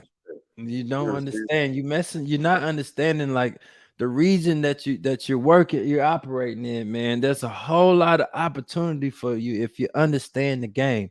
And this is something that you acquire over time, man. Or you get somebody that has laced you properly with the right amount of game, man, because you in there, you're investing your time in this place, and you need to know the environment that you're in. It may look like nothing's going on, but some of the most quiet looking strip clubs in this city produce the largest amount of money, the greatest amount of money. Like there's one place particular called the Men's Club in Houston. I would say it's ranked top 5 in the country. Yeah, Consistently, that is being able to consistently turn over a certain amount of money, have a consistent clientele base and amount of people that frequent the club, and what girls are consistently known to bring out of that club over the last 20 years. You know what I'm absolutely. saying? So Houston has also made a lot of girls famous, like Anna Nicole Smith. She met her millionaire right here on the north side of Houston. You've met Right around the even corner from my club. right, so many of them, man. You had so many of the high-end girls, and all the girls that Drake retired, you know, Mariah Michelle to Lyra Gore to Miracle Yeah. Watts, the Yeah. list goes on and on and on. Johnny Blaze, you know, he has made a lot of girls rich and famous right in here from girls understanding the environment they in and capitalizing on the opportunity, man. So it's a lot of positive things that can come out and change a woman's life for being in these places. It isn't all debauchery, You get what you put in. right? You can't take and when women be like, oh, you know, I can't do that shit no more. It's this, it's that. It is what you make it. Now, Right. if you one of them ones who, because some women will take the business home. That's not Yeah. what you're supposed to do, man. You have to understand that you're selling a fantasy. This is what it is when you're in there. When you're outside of the club, it's a whole different ball game. You can't take the strip club bullshit to your house or leave with that shit on your mind like that. You know what I mean? So Right. you get what you put in, you take out what you want to take out, and that's that. You can't let that shit permeate every aspect of your life. Because if you do, then your whole life is a fucking fantasy. And that shit ain't real. You just spinning your fucking wheels. You know what I mean? I met a lot of guys that are in my Rolodex right now on my phone. Some white guys, man. Shout out to Mike. I met a lot of men in my life, man, that I can, when you're talking about building a network of resources in life, where I can pick up the phone and acquire any property that I want. I can pick up the phone and live wherever I want to in this city. All I gotta do is pay my money. Yeah, When I can pick up the phone and gain access to different types of venues and different types of events that's going on and not wait in lines because of resources that I've acquired, the network that I've built over time. I met a lot of these guys in the nightlife, man, in the yeah, strip club because they admire something about me and we fit in. We have like interests, you know. yeah, man. People want to do business not with because you got so many letters behind your name, but because they like you. People want Mhm. to go into business with who they like, and they It's not want to about trust. what you Right? know, it's who you know. It's who you know, and who you know is based on who you are. Yeah. In the circles you travel in. Simplicity. Hmm. So that's one thing I wanted to implement. I want to let guys know, like, there's some misconceptions, but there are also some realities and some benefits to being able to know how to play golf and frequenting strip clubs for Yeah, sure. man. Now we finna get into it, man. Question number 5. What is the naked truth? The naked truths about the strip clubs. We're gonna talk about that like back. you, man. We're about to talk about that back room. I want to talk about that private dance, that slit in the wall. That girls go back there and do it all. You're pretty What's vulgar. going on back there? Pretty vulgar. Oh, the slit in the What's going? wall. What's going Pun on back? intended, my nigga. Come on, man. Yeah, what's going on in that back room, man? When you're going for Everything. that VIP experience in the strip club, what's happening back Very there? important. Very important. Yeah, man. Let- So let- let- I remember let me okay, tell a listen. story. I remember I went to one of a strip club that you was working at some years back, right? We ain't gonna say the name. We ain't gonna say the name. It's like it wasn't a real place. It was like a mirage. It wasn't even a real place. Think. It wasn't a real thing. It was a mirage. It was a mirage in the desert. It wasn't a real thing, right? Yeah. Yeah, if you know, you know. But you walk into this little hole in the wall and you'd see something you never thought to see. Right? There you'd see a white man in there who had a particular fetish that he was living in real time. Some of these guys come out to live some of their fantasies in life in some of these holes in the walls because their peers are not going to ever see them doing it. These guys are up to some nasty thing. I had a man one time tell me, he said, look, I run the finances for one of these top oil companies in the city. He said, I don't have time to be going out and looking for girls at the bar. I like to party a certain way. I'm into these things.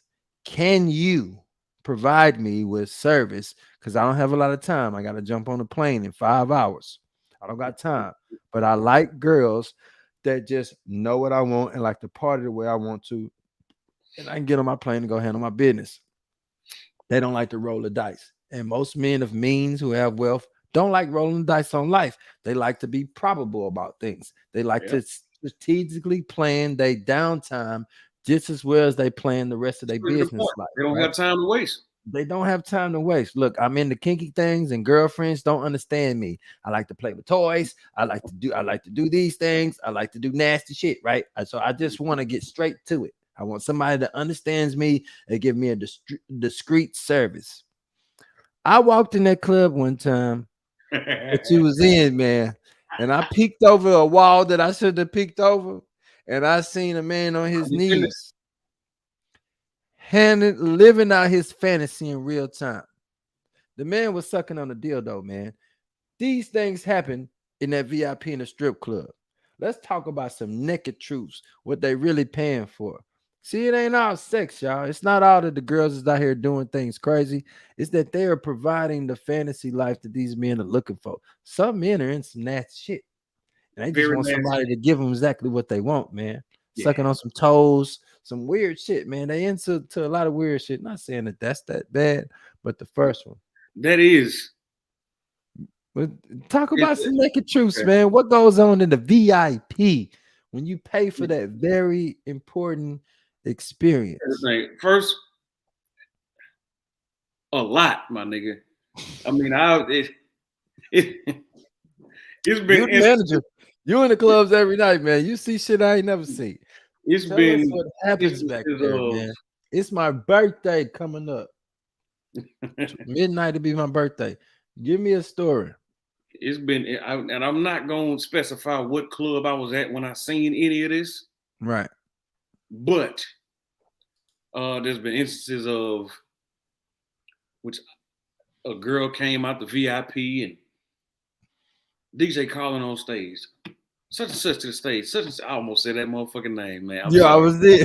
Like, I almost said your name, baby. Fuck. I ain't gonna say that shit though. Y'all check out the Naked Truth podcast, man. It was just blah blah blah. The stage called her over and over and over. So I go to the back. I'm like, Mama, what the fuck? Yeah, I just got finished in VIP, baby. You was in VIP. You been out of VIP for like 20 minutes. Yeah. Yeah, but I'm kind of busy right now. Like, what the fuck are you doing? You going on stage? You going on? What we gonna do, man? You can go on stage. You can go home. No, come here. All right, fine, cool. And see, I build up a rapport with these girls. Okay, They trust you. exactly. And I go around the corner because she was in the bathroom in the stall or whatever. So I go around the corner and she's been in that bathroom stall for 20 minutes.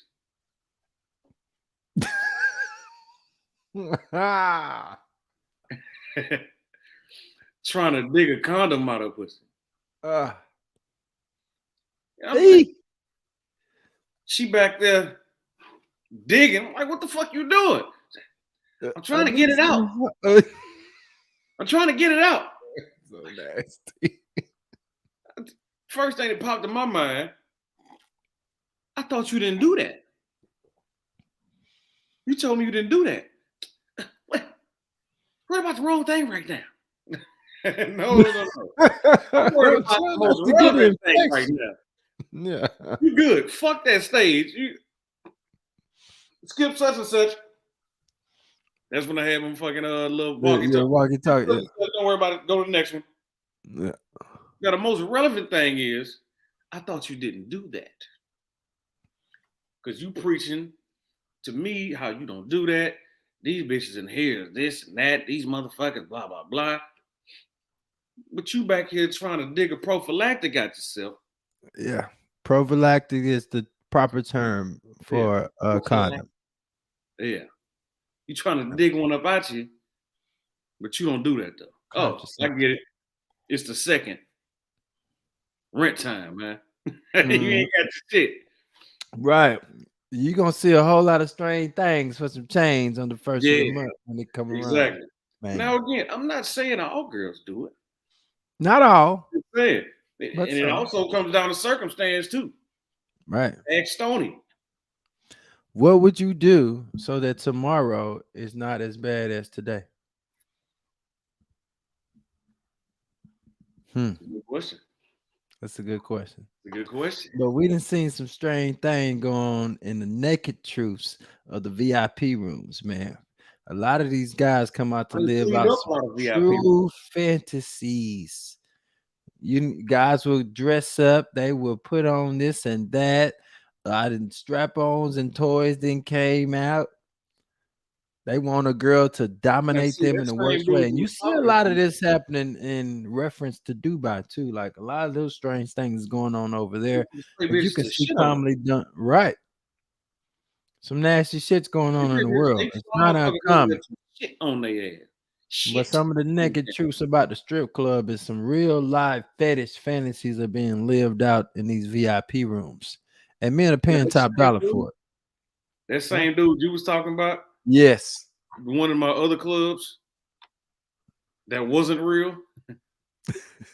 That same motherfucker, you didn't know that motherfucker came in there with lace panties on, huh? No, how would I? No.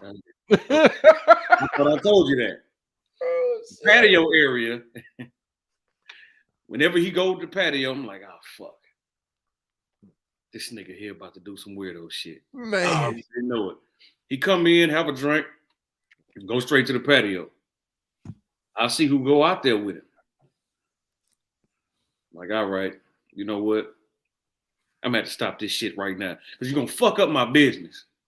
You're gonna fuck up my business because other customers want to go to the patio too. Now, I'm saying that to say this. I go out there, and this motherfucker had his pants down around his ankle. Had red, pink, red lace panties on, G-string, thong, panties, or whatever the fuck. Bent over the table on the patio while the motherfucker spanking it outside. Like, dude, they're paying for this. They're paying for it. But the thing that pissed me off the most about it was, motherfucker, take your ass in the VIP room because we charge to go to the VIP room. Pay your money to go to VIP. Don't do that shit on my fucking patio. Don't do that shit on my patio. Right. I'm being fucking cheap, trying to circumvent the fee that you're gonna have to pay to really get that shit. The liquor's flowing. and he This gets is out a of little character. patio. Motherfucker Right. will put a chair behind the door, so I got to kick the patio door open because I already know what the fuck is going on. He pulling this shit up. Oh, bro, I didn't. What the nigga Dave Chappelle said in this stand up? I'm sorry, I didn't know that I couldn't do that. He was goddamn lied and told you 3 times. Now, these are guys who are on financial calls with Bangkok and London. These are guys that are on Oh, he was financial nasty. oil deals in Dubai and Abu Dhabi. These are guys that are handling your brokerage accounts on a daily basis. These Yeah, are man. real high-end professional men who are Yeah, married, who are their wives are on PTA boards and they have 2.3 kids or whatever, yeah. 2.5 kids or whatever. And like they live next door to you, and you never know. You never know. But the truths about this VIP room, man, some naked truths about it. There's a lot of fetishes being lived out in real time. I had another girl Talk about it. who had a customer who would come into the club, and whenever you come in, Yeah. have a couple drinks, he gonna take her straight to the VIP. When I saw her go to the locker room to change her shoes, I had to ask her about it one time. Now, like, why you change out your dance shoes to some regular heels? So she would go back there, and I didn't notice that there were, like, on the top of the heel there were spikes. Mm. All right, come to find out, They once put them again, there for a I reason. built a rapport with these girls. It was, it was a style of heel. Yeah. There's some spikes on the back, spikes on the toe. He Ouch. would pay her hundreds of dollars to kick him in the balls Ah. with those shoes, I felt with the that. spikes. I felt that when you Regular said shoes would not do. Yeah, that shit make my stomach hurt every time I talk about it. ah. Yeah. He would pay her hundreds of dollars to kick him in the balls with spiked shoes on, man. Ah. It's beyond me. I don't understand it, but it happens. You got guys that like to get spanked. You got guys that like to fucking. I had a guy, he just wanted to go to VIP to get choked to the point of almost passing out.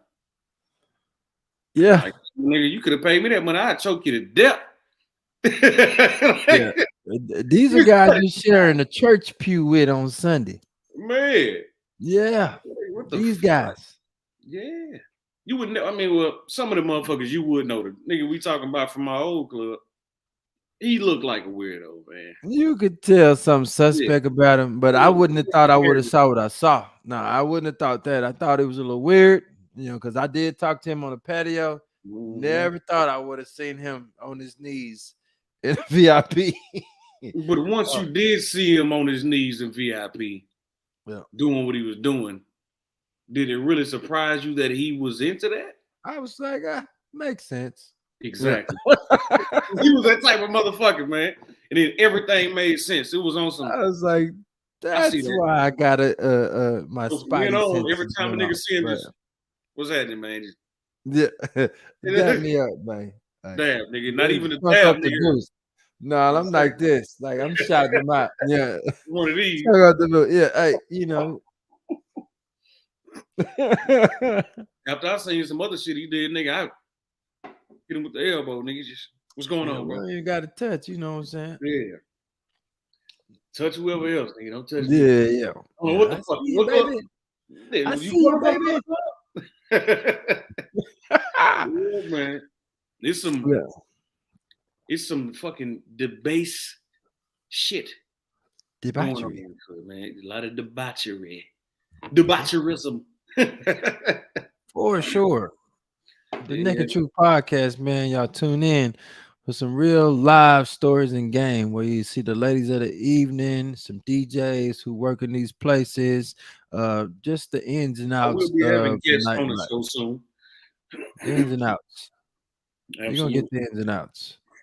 Absolutely. Okay, question number 6. What are some of the perks of being a strip club manager? Some days are good, some days are bad. like I say in my podcast, my nigga, I would rather manage a strip club than manage a grocery store any day.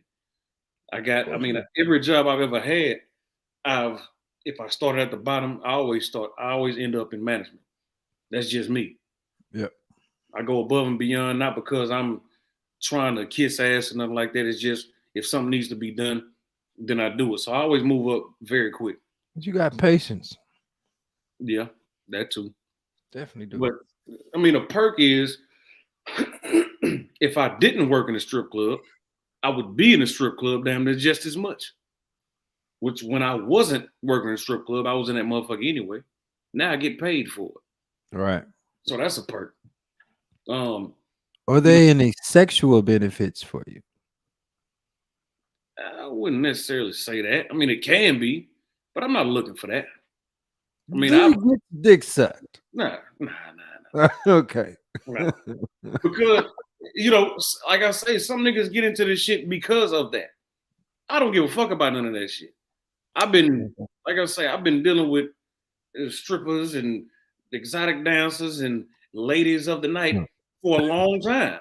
Shout out to Mr. Prenup, man. Before you go to the strip club, make sure your prenup is ironclad. God damn me. Man. Make sure your prenup is ironclad before you hit the strip club, man. Because you might lose it all. Man, look. They got to be a special motherfucker to make me lose it all, man. Shout I out ain't to talking Mr. about regular Rucker. special. I'm talking, nigga, they got to be once in a lifetime, nigga, twice in 5 lifetime type shit. Yeah. But as far as that shit, I don't really be looking for that shit, dog, because I've been doing this for a long time, not just working in strip clubs, but dealing with dancers and all sorts of types of women in this business. That shit I'm actually fucking desensitized to this shit, man. You know what I'm saying? My old man, he's about 74. Me and him go to strip clubs together. And his biggest thing is like, son, if I was in your line of work, I had naked women running around the house every day. Yeah. I said, man, for what? I see naked women every day already. I'm not getting no women. I'm not getting no money with naked women running around my house. I mean, I would be if that was the case. I'm gonna definitely get something. So how much my comments ain't showing up, but Evolutionary Playboy, I'm looking on the thing over here. A say, man, shit's wild. Another comment disappeared. I didn't get to catch it. But Playboy say, man, he know a girl that got paid to put stick pins up a man's penis hole. I know a motherfucker that got paid when I said it. Oh my God. She used to put her finger in his damn. No, man. How she get a finger in there? It's possible. No. They put a catheter in that motherfucker. With the nails on? All that shit. Yeah. Oh no. Yeah. No, man. Yeah. I'm done better not hearing that story. Oh. Oh. I'm trying to tell you, man. This won't pain like that. Get a prenup. Because your wife found out, man, you're done. For real. No shit. You're done. I promise you. We have wives coming to the club. That's why a lot of times a woman can't come in without a male escort. What I wanted to talk about is the other side of the perks. Now, there's a structure to the strip club ownership, right?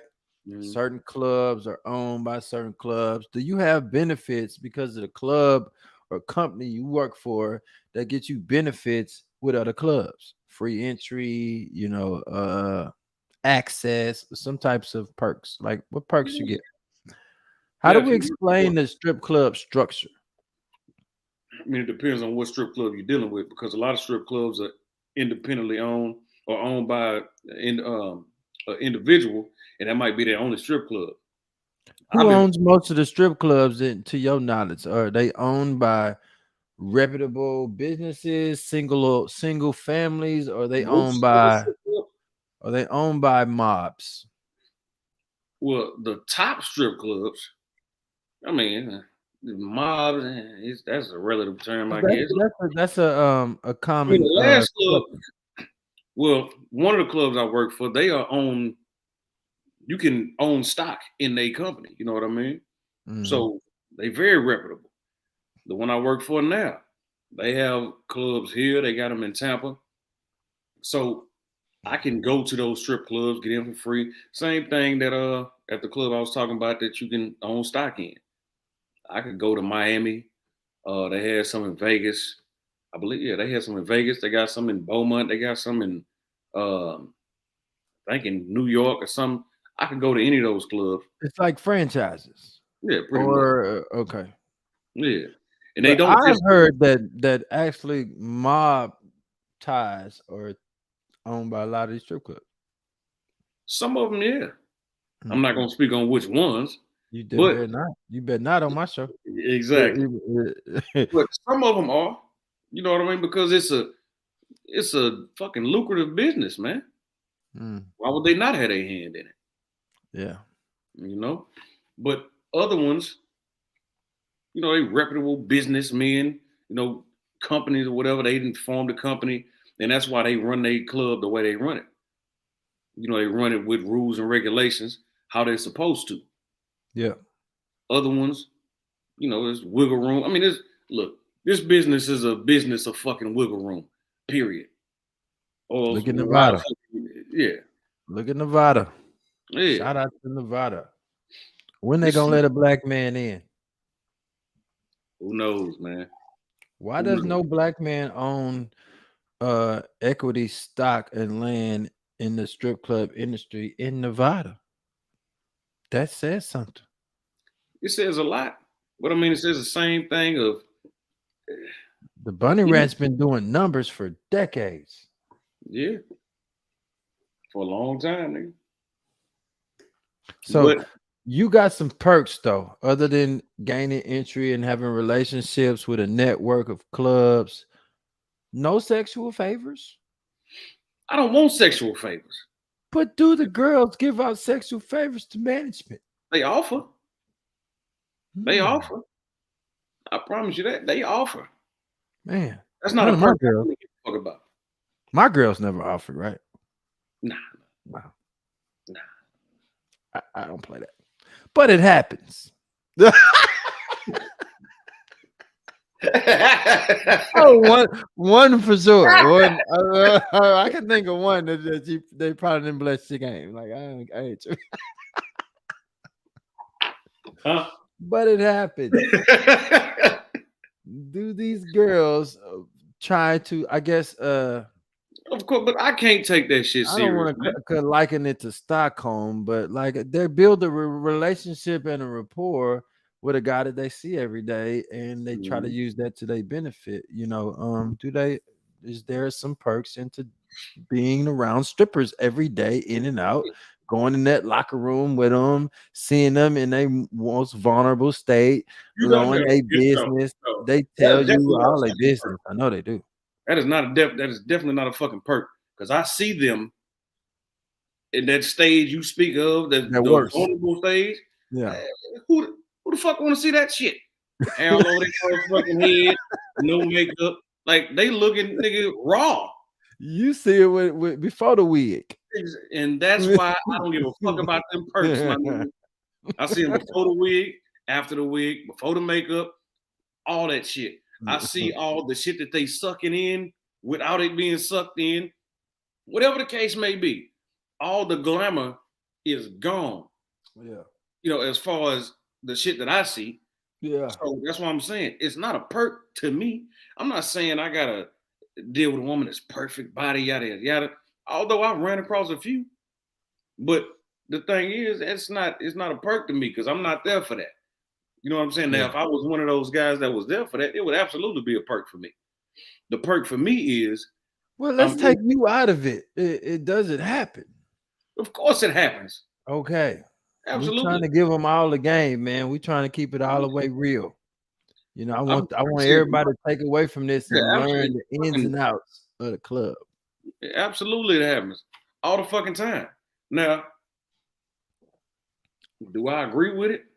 Shit, nah. But that's me though. I guess I'm a fucking weirdo. But yeah, No.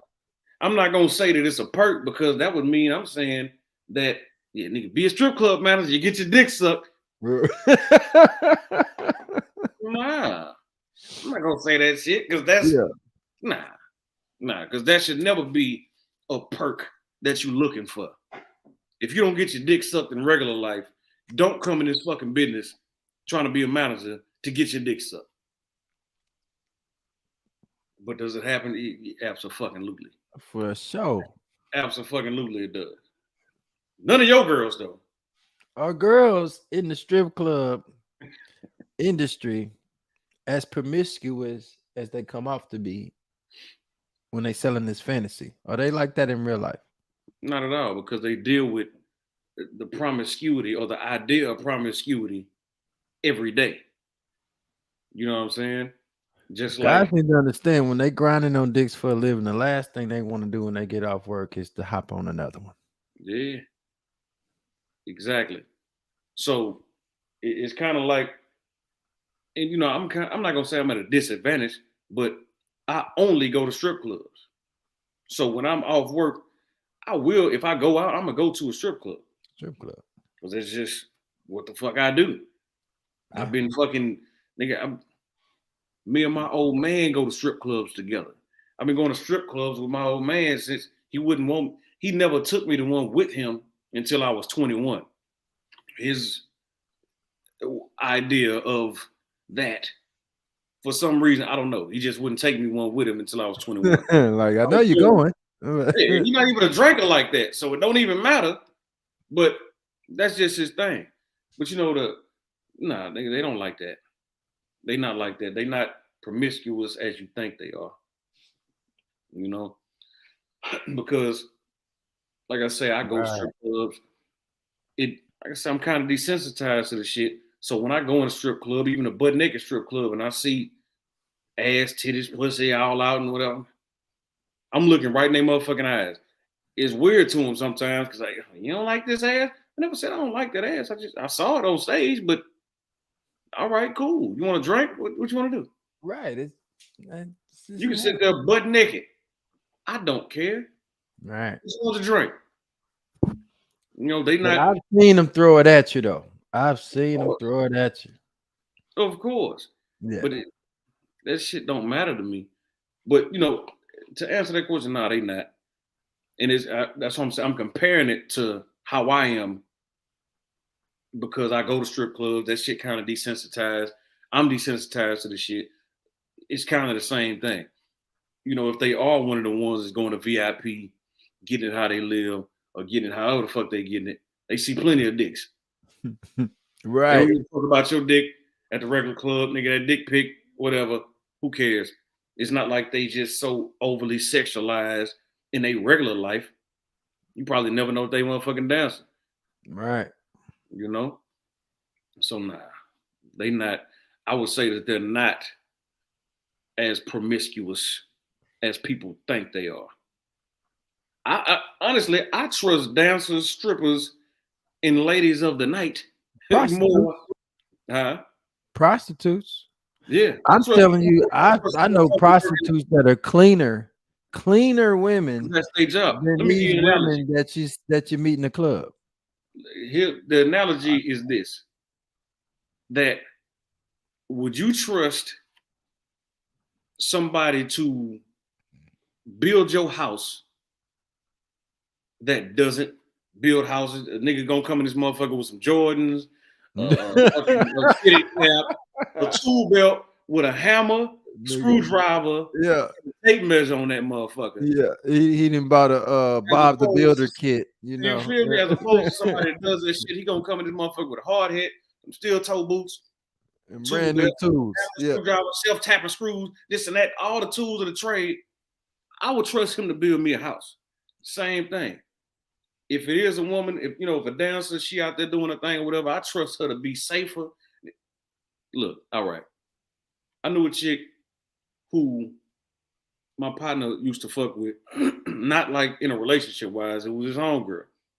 Mm-hmm. He had to take her to the clinic about 4 times a year. Oh. Or more. All right. And she was not a dancer. his girlfriend was a dancer, clean as a whistle. But I mean, I see this shit so much because you know, girls out there that don't dance, they look at that shit as, oh, they out there, they hoes, such and such, and this and that. Okay, well, I would prefer a whore, hoe, prostitute over a slut any day. Facts. Because there is a difference. Facts. There's a fucking difference. You got a woman that knows that she's getting compensated for her time. She's going to not only be checked out going to the doctor regularly, but she's going to be cautious about how she does her business. Exactly. You ever met, I know many of you guys have met girls that y'all met at a regular club. You done got her drunk full of that Hennessy and smoked out full of that weed. And then you done took her to a motel, a hotel, and you got to hit it all night. She didn't ask about the condom. Then you got to hit it in the morning. Then she walked out doing the walk of shame. And she go to a regular job in the morning like a nurse. And then she go back and do it again. Them motherfuckers. Those are nasty women. Nasty. Filthy. Nasty, filthy. Not all of them. Not all. But some. But versus I know a woman who knows what she's doing and is as conscious about what she's doing and moving accordingly. Yeah. Never without the condom. She's always at the doctor and she practices good habits because she takes her job seriously. Exactly. I'd much rather have sex with a clean woman like that who knows what's going on than some woman that I don't know. Not knowing doesn't mean she's cleaner. Not knowing just makes you a fool. Yep. That's just my opinion on things. Apparently yours too. But everybody don't look at it like that. But they should. Oh, what are you doing? Or you know, get a prenup, Mr. Rucker say. Get your prenup. Contrary to popular opinion, a vagina can be tightened. So never think that because a motherfucker's out here fucking for money that she loose. My birthday is in 58 minutes, man. 58 minutes. 58 minutes. Are you turning 53, nigga? Yeah, I'm close to it. Look at me. I'm 69. I'll be 69 at midnight. Look at me. I'll be 68 in a minute, man. Don't hate me, baby, because I'm beautiful. Come on, man. 68 never looked so good. We still going to the country tomorrow, man. Yeah. Going. Because I was gonna see if my people got some property, man, but I just want to get away for the day for a few hours, man, and go away from civilization, man, and go do some shit. Shoot some shotguns, feed some cows, horse or two, whatever we do. Let's just get out of here. Yeah. Let's get to story time, man, because I've been waiting on this one. Hold on. Story time. Let me use the bathroom. I'm drinking this motherfucking wine. Nigga, I'll be right back. Go ahead. I'll run the commercial. Y'all get y'all merchandise.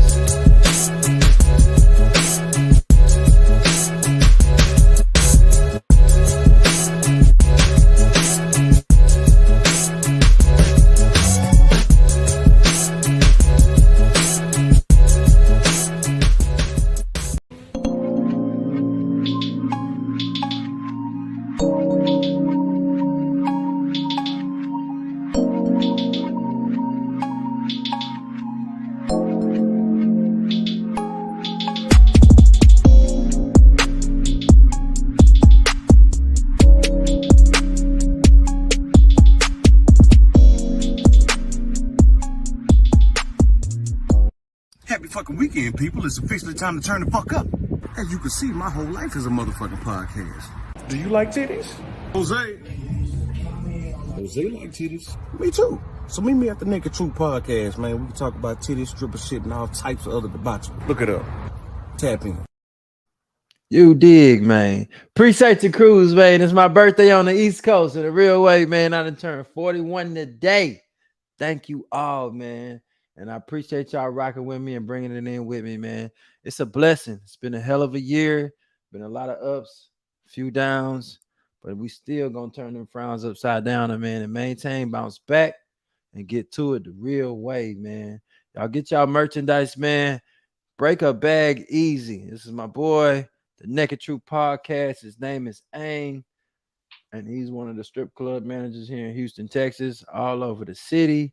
Man, doing it real, real big, man. Y'all support him, please. He just jumped into the YouTube game, so I want to introduce him to my YouTube family, and y'all go support him. He'll have a lot of guests from the nightlife and the industry on his show, from DJs to other managers to ladies of the evening and to the guys that manage him as well. And I got some things coming down the pipeline for y'all soon. So tap in with Ang, man. Go to the Naked Truth Podcast. Where's Jada? Jada or 12 o'clock in New York City. Happy April, birthday, man. Can y'all post his we need to post your link. I want to post your link. Let me see if I can post your link in the chat real quick so they can go to your show.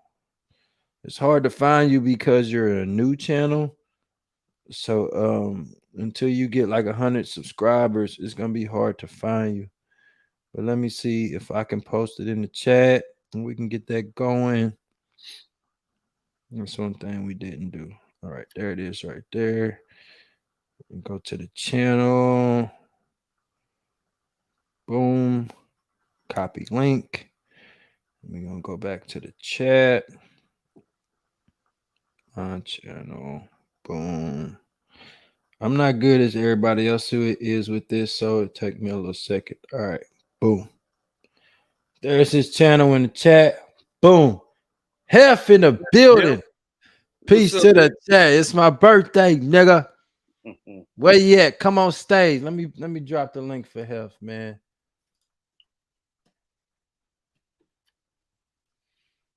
Oh, this nigga got to get his story time, man. Yeah, we're gonna tell some stories, man. In particular, the most recent. Hef, the link in the chat, man. Come on stage, man. Let's talk about it.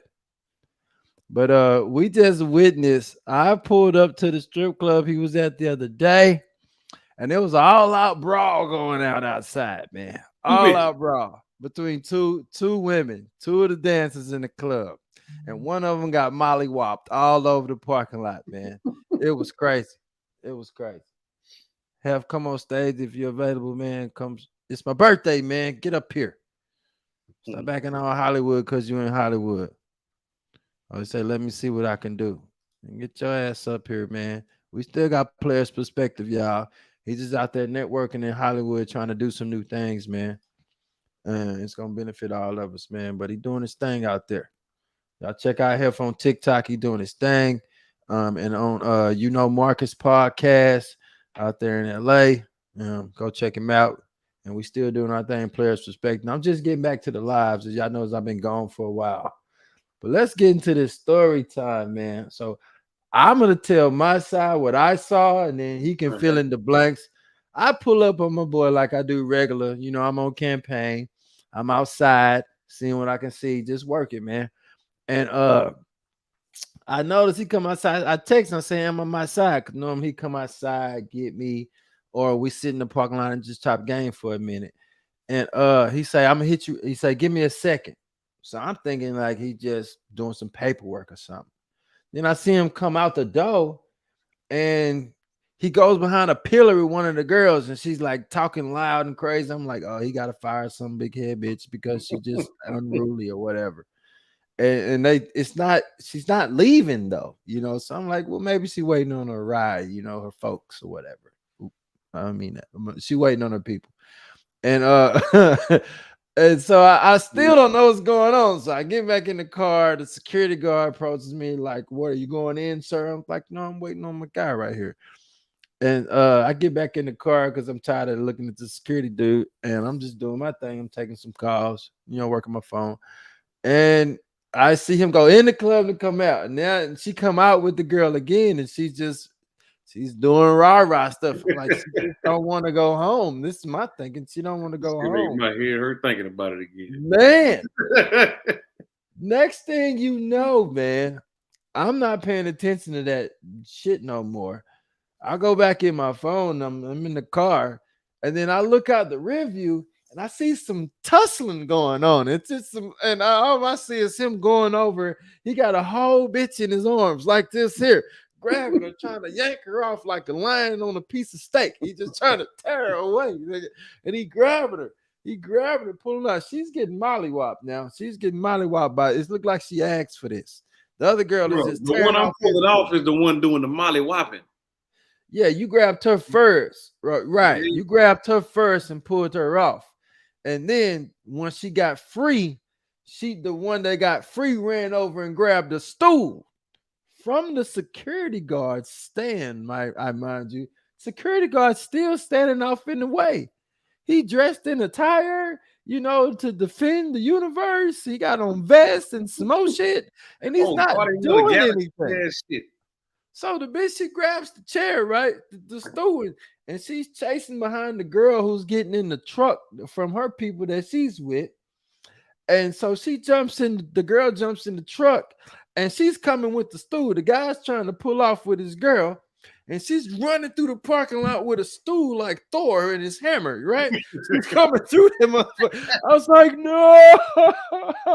So here, Ag, he's coming around, and he intercepts her between her and the truck. It's some church shoes, man. In church shoes and a tie and the whole thing, right?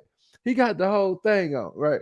So he grabs her, and then he at the same moment rips the stool out of her hand, isolating her from the stool. He got the stool back here. He got her over here, and the security guard is still standing over there. He's doing one of these in church shoes, sliding around the parking lot, just like this here, the stool back here. I come behind Ang and I grab the stool.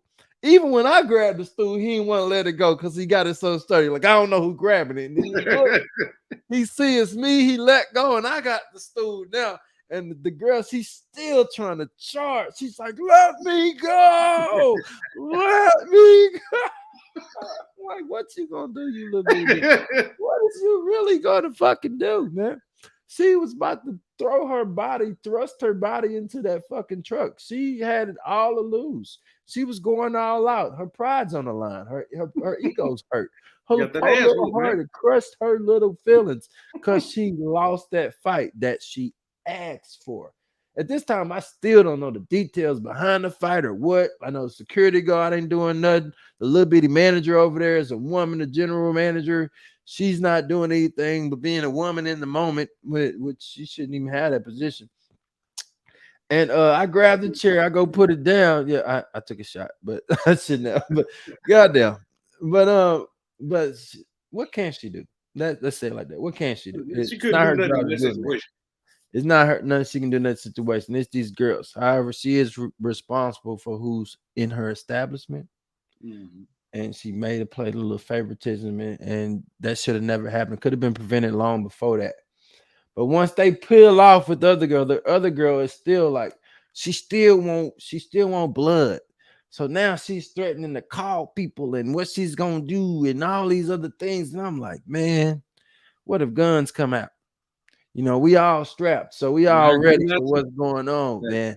But I don't even know what's going on. But this is my part of the story time of what I saw. You fill in the blanks. What caused all of this ruckus in the parking lot that I just walked up on? It was so unplayer, man. So unplayer. In the instant, like about the GM, no, she good, man. Whatever happened with that shit was what happened with that shit. That shit couldn't have been avoided that night. So, and I didn't expect her to jump into nothing anyway. What the fuck? I don't expect you to jump in the shit. I don't expect me to jump into nothing either. But if motherfucking security guard to jump into shit, that's if what security ain't doing shit. But see, like I told them motherfuckers a long time ago when I first started there. When I started there, I'm the one that be in the mix. I'm always in the mix. Now, you know that about me, nigga. Every motherfucking club I ever been in, I'm in the mix, nigga, because like I say, security can't come in at the drop of a motherfucking hat. Appreciate you, April. Thank you, mama. They can't be in the mix like I'm in the mix when I'm in the mix, like at a moment's fucking notice. You know what I'm saying? But regardless of that, the motherfucker was outside. Hold on 1 second. We gotta bring up Hef in here. He just showed up. All right. Let's bring him. Add me up, player shit. Top of it, baby. Like that Royal Rumbles going on in the club. Nigga. No bullshit. Nigga, it was crazy. And Yeah. I had never seen that particular stripper without her wig. So, oh my God, it was that back when she lost her wig in the fight. I was like, that's Yeah, man. I didn't know that was the same girl. She lost the wig and all, man. Titties was out. It was all kind of shit flying around the parking lot, man. Yeah, I know she got a scrape on her titties. Yeah, I know she had a scrape on her titties. Yeah. She got a scrape on a lot of places, man. Oh my God. It was crazy, man. So the whole thing was, and see, she kind of deserved that shit. All right. She deserved that shit. Let's start from the beginning. What happened? Okay. Well, here's what happened. It was in the back. She lost her motherfucking bag. Or she thought somebody took her bag out of her money bag out of her big bag. I'm gonna check everybody's shit. Such and such. And motherfucker, you ain't checking my shit. Well, I'm gonna get the managers to check the shit. Blah, blah, blah. All right, cool. The one bitch was on some, ain't nobody checking my shit. So you on mute here? He listening. I'm listening. Okay. So ain't nobody checking my shit. Such and such. So other bitches, I mean, if the managers want to check your shit, they gonna check your shit. Now, first and foremost, that's not your place to tell nobody what the management will do. You're not a manager. If I'm gonna check your shit, I'm gonna check your shit. If you don't want me to check your shit, you can motherfucking leave. You know what I'm saying? First, what we're gonna do is check the cameras. That's what we're gonna do. I'm not just gonna rummage through a motherfucking shit just on a whim. So first of all, we're gonna check the cameras, see if anything happened. So the one bitch arguing back and forth. Oh, yes, they will check your shit. I'm like, ain't nobody checking my shit. So then this bitch telling this motherfucker, oh, you just need to shut the fuck up. These are all grown people. You understand? You telling another grown motherfucker to shut the fuck up. Mind you, he is cool, calm, and collected the entire time. I never seen him like raise his voice. He got so much patience. He is just, I thought he was just firing a regular grit. I didn't know about none of that going on. His facial expression never changed. He just cool. When the stool went in the air, he's not even like doing too much. When the girl lunges, he's not doing too much. He's smooth with it. This is crazy, man. So, I ain't never seen Aang facial expression change until I offered him something other than Cavassier. That's the only time I've seen his face like. Other than that, his face, he got one face. If you know Aang, Cavassier his drink of choice, man. Yeah, man. But get back into it. So the motherfucker, they get into it. So the GM, she come back there. And she's like, no, I'm gonna go check the cameras, blah, blah, blah. So she goes to go check the cameras. And in the midst of her going to check the cameras, the bitch finds her bag that she said somebody stole. It fell behind the locker. She put it on top of that motherfucker. The locker kind of shifted a little bit. It fell behind it. So she found that shit. So, oh, well, I found my shit. You know, bitches still shouldn't have been talking such and such. Now she got to justify it. Now she got to justify it. Yeah. So, old girl still talking because, you know, they still going back and forth and shit. So, I forgot to mention, the one bitch fucking, in the midst of it, the one that lost her shit was mad that the other chick was talking shit or whatever and throws a drink on her. All right? She throws a drink on it. It was two other bitches back there, here, and the one that was talking and shit or whatever was in the middle. So they all got drink on them. Now she got a problem with these two motherfuckers. Started shit for nothing. You goddamn right. So now she got an issue with these motherfuckers. Now in the midst of, like I say, in the midst of the GM going to check the camera, she found her bag, blah, blah, blah. So I text the GM, I say she found her bag. So she come back there. And this was after she threw the drink on him. So the other one was like, look, you throwing drinks, bitches. I mean, fuck. You talking all that shit. Why don't you just hit me? Like throwing drinks, blah, blah, blah. So old girl went over there. So I'm blocking her a little bit. It's like, no, fuck that. Let me go. I said, okay, bitch, if you want to get fired, you can get fired here. Over there. She's still off on the little chick, man. Right in the mouth, man. Right in the mouth. So the bitch, she didn't do nothing. So at this point, she threw a drink on her, hit her in the mouth. Then I separated her. On top of accusing her first. Yeah, okay, well, accused her, threw a drink on her. Accused her, abused her. Accused her, abused her. And misused her. Man, bruised her. So then I separated them again. They both dressed. The other one who got hit on, she walking out. The bitch snatch her wig off, slap her. Oh, girl still didn't do nothing.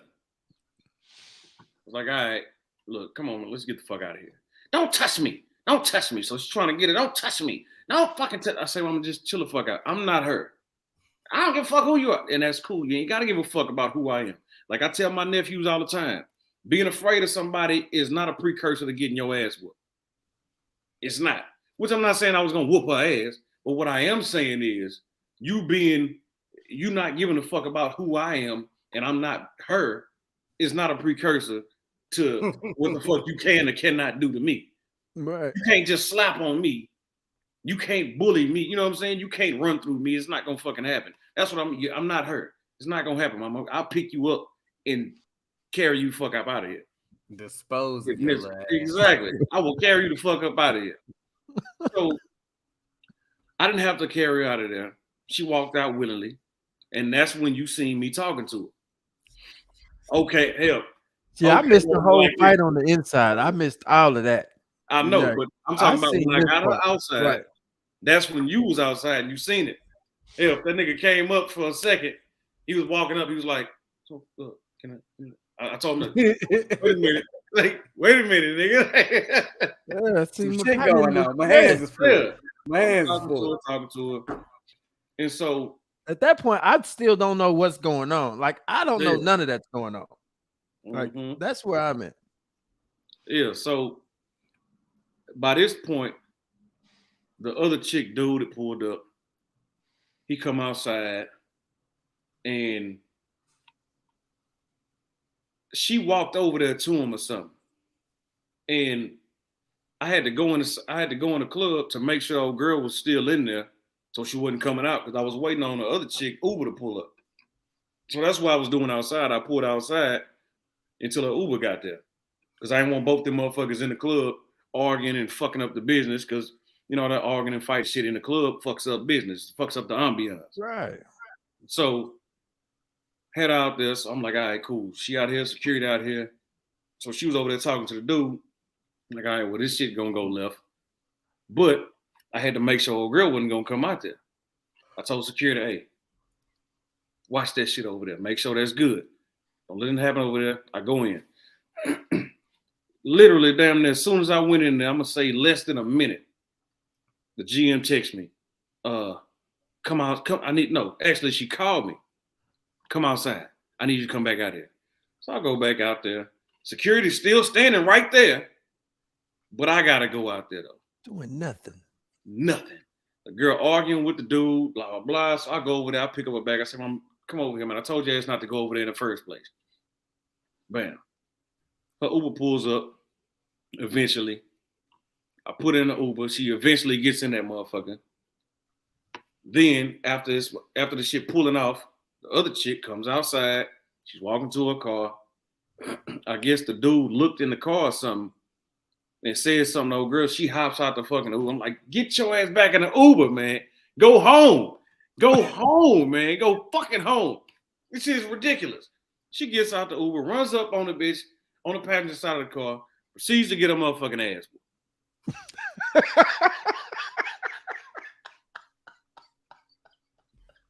I'm picking up I'm picking up the chick off of her. This arm. The other chick, she gets up. I'm holding her back with this arm.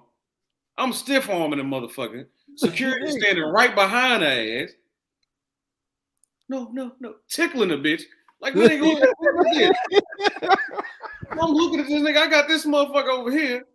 I'm holding her back here. I'm looking. This is the moment I look in my review and I see this going down, and I jump out the car because I didn't know none of this, and that's when I jump out. I'm holding this one here, holding her back here. I'm looking at the security behind her, tickling this bitch on the shoulder. I'm looking at this nigga. So I pushed her into this nigga arms, like, nigga, grab this bitch. You heard me say that shit. I was like, nigga, grab this bitch, man. I'm looking just like, what the fuck are you doing? The fuck is wrong with you? Like, nigga, secure some shit. You know what I'm saying? I'm like, nigga, if it's left up to me, what I would have to do is I would have to push this motherfucker down or a distance to separate. And when I push this motherfucker down, I'm gonna have to put her in the car. You know what I'm saying? I don't want to do that shit. I don't want to fuck her up or nothing like that. She gonna scrape legs, all that shit. So I'm looking at this nigga. I'm holding this motherfucker back. I pushed in this nigga arm like, nigga, grab this bitch. Secure some shit, nigga. Do your fucking job. So he grab her, kinda. I get the other one over here, and then all of a sudden, this bitch grabs the stool. His stool. Wait, like, nigga, you should have grabbed this motherfucker, put it in the goddamn club until they pulled off. So, you seen the rest of this shit, my nigga. And, nigga, I'm chasing this bitch. I'm doing all this shit. This bitch got the stool like this. She's running through the parking lot like this with the stool. Look, she's struggling with the stool, my nigga. Yeah, she coming with that nigga. Like, what the fuck is it? So, nigga, nigga that had a Royal Rumble at the club. Man, it's one of them metal stools too, not one of them wooden stools. No bullshit ass stool. One of them metal big stools with a big cushion, nigga. Look, she coming through. Yeah, nigga. She trying to get the murder charge. Yeah, you feel me? But nah, she was gonna throw it at the nigga car. I'm thinking if he hit that nigga car, he finna pull out all his guns. Exactly. And he finna shoot up everybody. That's a whole different thing. That's a whole different ball game then. You know what I'm saying? So that's the only thing. I'm like, fuck. Now this motherfucker trying to throw a stool at this nigga car. And then if she actually throws a fucking stool at this nigga car, then I'm gonna have to handle this shit because I'm not gonna allow a nigga to just beat the fuck out of, you know, one of my girls at the club. But at that point, she was no longer one of the girls at the club. She's fired. Still, you know, I'm not gonna allow no nigga to beat up no chick in my presence, nigga. You gotta get off the premises safely. Exactly. I'm like, once you do that shit outside of the parking lot, it's out of my hands. The nigga came back. I was like, nigga, next time, nigga, go to 7-Eleven, nigga, go do something else. Go somewhere else, nigga. Don't do this shit here. But something like that's the only thing I'm thinking. I'm like, all right, this bitch throw this motherfucking stool at this nigga car. Cause what the fuck would I do if a bitch throw a stool at my shit? You feel me? I'm gonna get on her ass. I'm gonna get on her ass, nigga. Or at the very least, I'm gonna tell my girl to get on her ass again. Cause she already got on her ass. Like, describe how you grabbed her with the stool, separated her from the stool in the same motion, and had her in the. He had this. I didn't know how you did it, man. Like, work out every day. Intercepting. Work out every day, nigga. Every day. Like this. And she coming fast, nigga, marching, rah, rah, rah, rah. And you grab her, separate the stool, put the stool behind you, and hand the bitch over here. And you got her. I had to shake that bitch a little bit, man. You got her like she pit. She can't go nowhere. All in church shoes. Didn't break no sweat. Never raised his voice. He was just. Nigga, I was like, whoa, how did you do that? And so I had to come and grab the stool, nigga. Nothing's touching the ground. He's got everything elevated. He's just, it was amazing to see it. Like the type of strength and the type of the way you handle it with so much peace and calm, your demeanor, nigga. I was like, how did you not lose your cool? You earned every bit of your pay that night. And we should have bust down that security guard money. Nigga, Exactly. he owed us this check for the night. Exactly, nigga. Because we the go with that manager take motherfucker. me, she's like, thank you, the GM. She say, thank you for grabbing the stool. Thank you for grabbing Nobody the else stool. gonna fucking do it. Nigga, I'm like, why didn't security nigga grab the stool? Look, here's the kicker though. Didn't pay. And when you told me this shit the day after, my nigga, I was so much, that shit made me mad again. If this nigga say, motherfucking security came up to him talking about, in the midst of all this shit, talking about, you going in, or it's like, nah, nigga, I'm out here making sure my boy good, man. Oh, he's a little busy right now. He'll be done in a minute. Nigga, That's what he said. I said, I'm trying to make sure my nigga good. Oh, he's handling something. He'll be done in a minute. What the fuck you mean? Now, I don't know what's going on. I just see my nigga in distress. Like, I'm trying to get over it. You should have picked up one of the bitches on your shoulder, my nigga. Took it, did something. But you sitting up there tickling, literally, he nothing. Nothing. I'm like, nigga, you trying to get some pussy after this or something? What the fuck is going on? He got on the full gear. He got on the full shit. Like he got on all the shit. Look like a cop. Like he got all the shit. He got all the bells and whistles. None of that shit was useful. None of it. Nothing, nigga. Nothing. Like, but see, I tell motherfuckers all the time, I have to handle this shit. It's just in me. You know what I'm saying? I can't not take action when I see something. But I tell you what the fuck I'm not gonna do. I'm not gonna get stabbed up because we got no motherfucking some fucking bullshit ass security, my nigga. You know what I'm saying? Do y'all realize his shirt didn't even come untucked? Doing all didn't. His shirt didn't even get untucked. He didn't even get it. I still had my headphones around my neck. The hell is so smooth. Like, I don't think I could have did that. That's so like man. He had the stool elevated behind him. When I grabbed it, you know how niggas don't want to let go. He had to look at me like he yanked on it. Like, no, where's who grabbed it? You know, like he clutched on you. He let go. I'm like, he had the clutch on you. Like, hold up, who is you? Yeah, nigga. And she couldn't go nowhere. He had her too. He had her pent with one arm. She wasn't going, and she was giving all her might. She was like, "Let me go! I will fuck you up. Let me go." Yeah, all right. You'll fuck me up. You couldn't fuck this bitch up, but you'll fuck me up. See, congratulations. All right.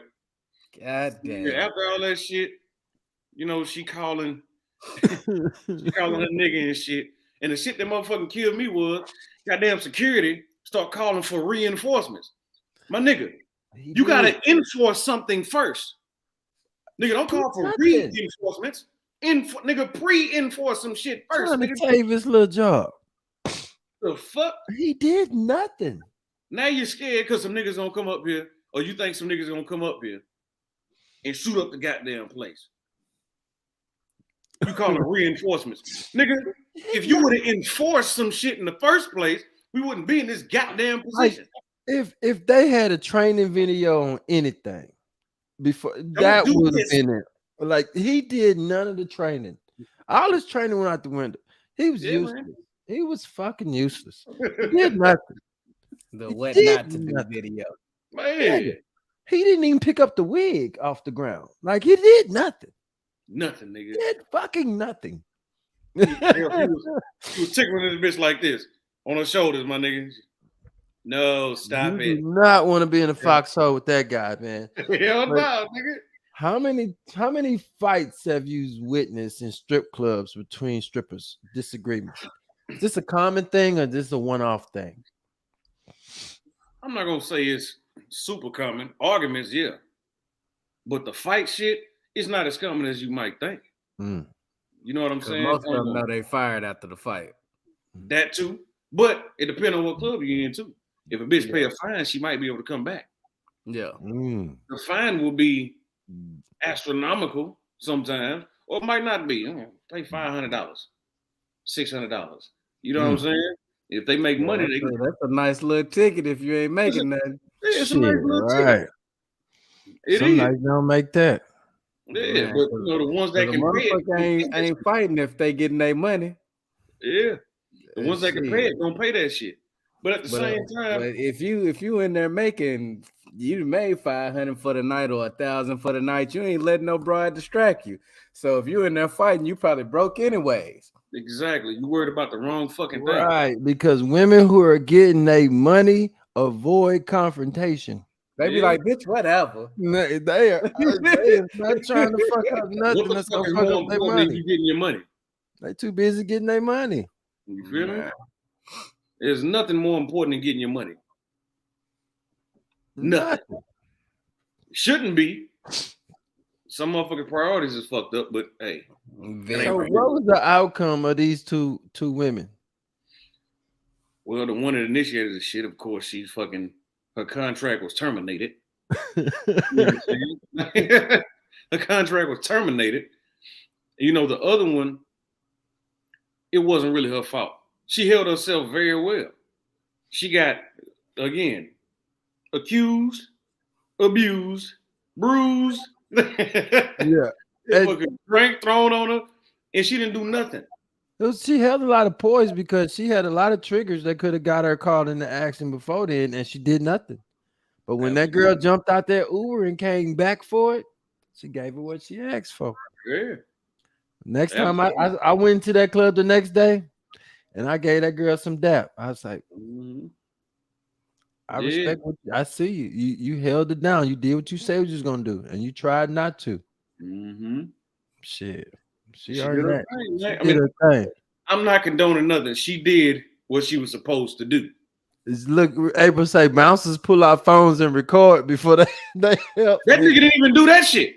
He didn't even do that. If that nigga would have did that shit, we would have had some fucking content for the night. Man, I wanted to start recording when I seen it happening earlier, but I was like, nah, I don't want to pull my phone out because I might embarrass my partner. I wish you would have fucking did that shit. For the main reason that the motherfucker who whooped ass had on a babe shirt, nigga. The one that won the fuck. She had on a babe crop top, nigga. One of those promo, man. You know what I'm saying? Like, fuck, nigga. That'd have been fucking awesome. The babe stock is through the roof. Man. Babe hoes handle their business. Shit. Exactly, nigga. Break a bitch easy for real. When you break a bitch. Multiple reasons. When you're about your bag, you win the bag. Yeah. When you're about your bag, you can break a bitch easy as well. Are you babe material? Right. Can you hold your own against a stool? Are you a babe? Near there? Yeah. Did buy you some baby time. I'm telling you, nigga. I wish a motherfucker would have recorded that shit for if nothing but that. This is story time. Let me hear one of the craziest stories you've ever encountered in a strip club. What's the craziest thing you ever? Well, something crazy. That unforgettable night.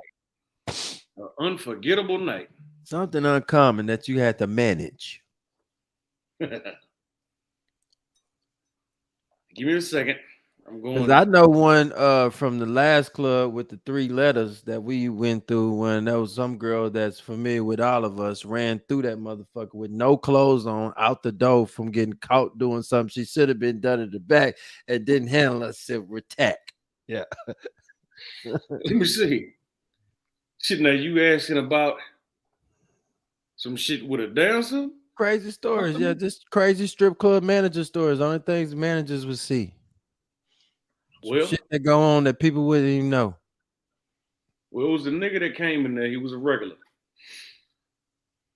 Yeah, that's a good one. Yeah.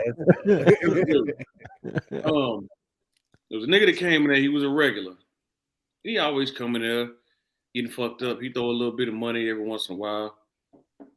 The nigga was fucked up when he came in. He was so fucked up. he forgot that he already took his insulin. All right? Diabetic. Yeah. Diabetic. He forgot he already took his insulin. This nigga took another shot of insulin in the club. End of the night, this nigga was passed out, dead asleep. The niggas he came with left his bitch ass. Motherfucking niggas he came with left his bitch ass, nigga. What kind of friends, nigga? Friends like that? Who needs enemies, my nigga? They left him, nigga. This nigga like had an insulin overdose. Shit. Nah, this nigga was like 350 pounds, big fat nigga. You know what I'm saying? Man. I couldn't wake this nigga up. So I guess he was damn near in like a insulin a coma. Yeah. I couldn't. Nobody could wake this nigga up. Me, the GM over there, he couldn't wake this nigga up, dog. We had to roll this nigga outside in the fucking rolling chair. Nobody else could roll him outside but me. So it's me and the GM and shit. He trying to help me and shit. This nigga feet hanging off the edge of the chair. And then we get him outside, and one of the motherfucking girls in the club go in and get a cold thing of water, try to throw it in this nigga face. I had to hop in front of the shit. Like, bitch, do you understand what the fuck that can happen? What the fuck can happen to a motherfucker if he in like a comatose state and you throw ice cold water on him? Almost kill himself. Exactly. That's what I'm saying. Like, motherfucker, you gonna kill this nigga, and then I gotta do paperwork on this shit. I gotta write it down now. God damn it. I done seen dead bodies before. I ain't never had to do no fucking paperwork on them shits. You know what I'm saying? I was outside with this nigga for 3 hours after the club closed. Sun up, everything. A bitch calls me. Did you ever get my money that he owed me? Like, bitch, what the fuck? This nigga about to die. You what the fuck you want me to do this shit? Hell no. You ain't now that's the bitch that's focused. Man, you don't give a fuck. This nigga sitting up here about to die, motherfucker. Did I get some money? Like he owed me $12. Man. The same motherfucker that said that she don't do shit in the back. Yeah, damn. I had to roll this nigga out from the back of the club with his dick out his pants. Ah, shit. But she don't do shit in the club. Like, what you was doing back there? What you need your money for? You know what I'm saying? Cruz say, I ain't saving everybody. Man, nigga. You feel me, nigga? Yeah. Yeah. Nigga need a cape. Yeah. I'm saving every motherfucking body. I'm too good, man. I'm too good-hearted, man. But smooth. Not even his shirt don't even come untucked. Damn. Nigga. I know that motherfucking XTC used to go down. That's the club. Yeah. That's what I was talking about. Goddamn, you exposing everything right now. I said the club with the 3 letters. CTS. CTS, nigga. Club CTS, man. God we ain't said no club names until Heaven came up here. Can we beep that shit out? That motherfucker don't exist no more. We live, nigga. Fuck it, I don't work there no more. It don't exist no more, right? Hell no. Oh, they changed the name of that motherfucker. Hey, it's something else now. But yeah, that shit, that was some crazy shit. Fuck, nigga. You remember, you know the GM over at CTS. My partner, you know, there's a lot of times when shit festers with these girls, man, they go back and forth. Weeks at a time sometimes, you know what I'm saying? And one time, it was 2 chicks that was cool than motherfucker. They lived together before and all that shit. They arguing over a nigga. I'm saving motherfuckers again. Bro, one bitch in this arm, one bitch in this arm. Man, listen. He just curling bitches like it's on. Curling bitches, my nigga. Like, You got to work out to be a manager nowadays, because if you didn't work out, like it's so impressive to see it. Like I don't know how you do it, Listen, but you man. do it. And see, he's a manager that gets his jackets done. I hate the managers with them long ass sleeves. Them niggas bother me. Oh, I hate it. They jacket sleeve be down here. Like, nigga, go fix that different shit. tie knots. His shit be creased right. It don't be overhanging the legs on the pants over the shoes. Nigga, he be dressed proper in his attire. Stay intact, man. Nigga. That motherfucker was intact until I took the tie off, nigga. After that, all that shit was said and done that the other night, nigga, we went in that motherfucking club. You say, Half what you drinking? April want to know. On that tequila. Show the bottle. What kind? I'm on Redwood Empire for my birthday. Suburban. What bullshit? Oh, these niggas drinking liquor. I'm drinking Rodney Strong. Yeah. Hold on, there we go.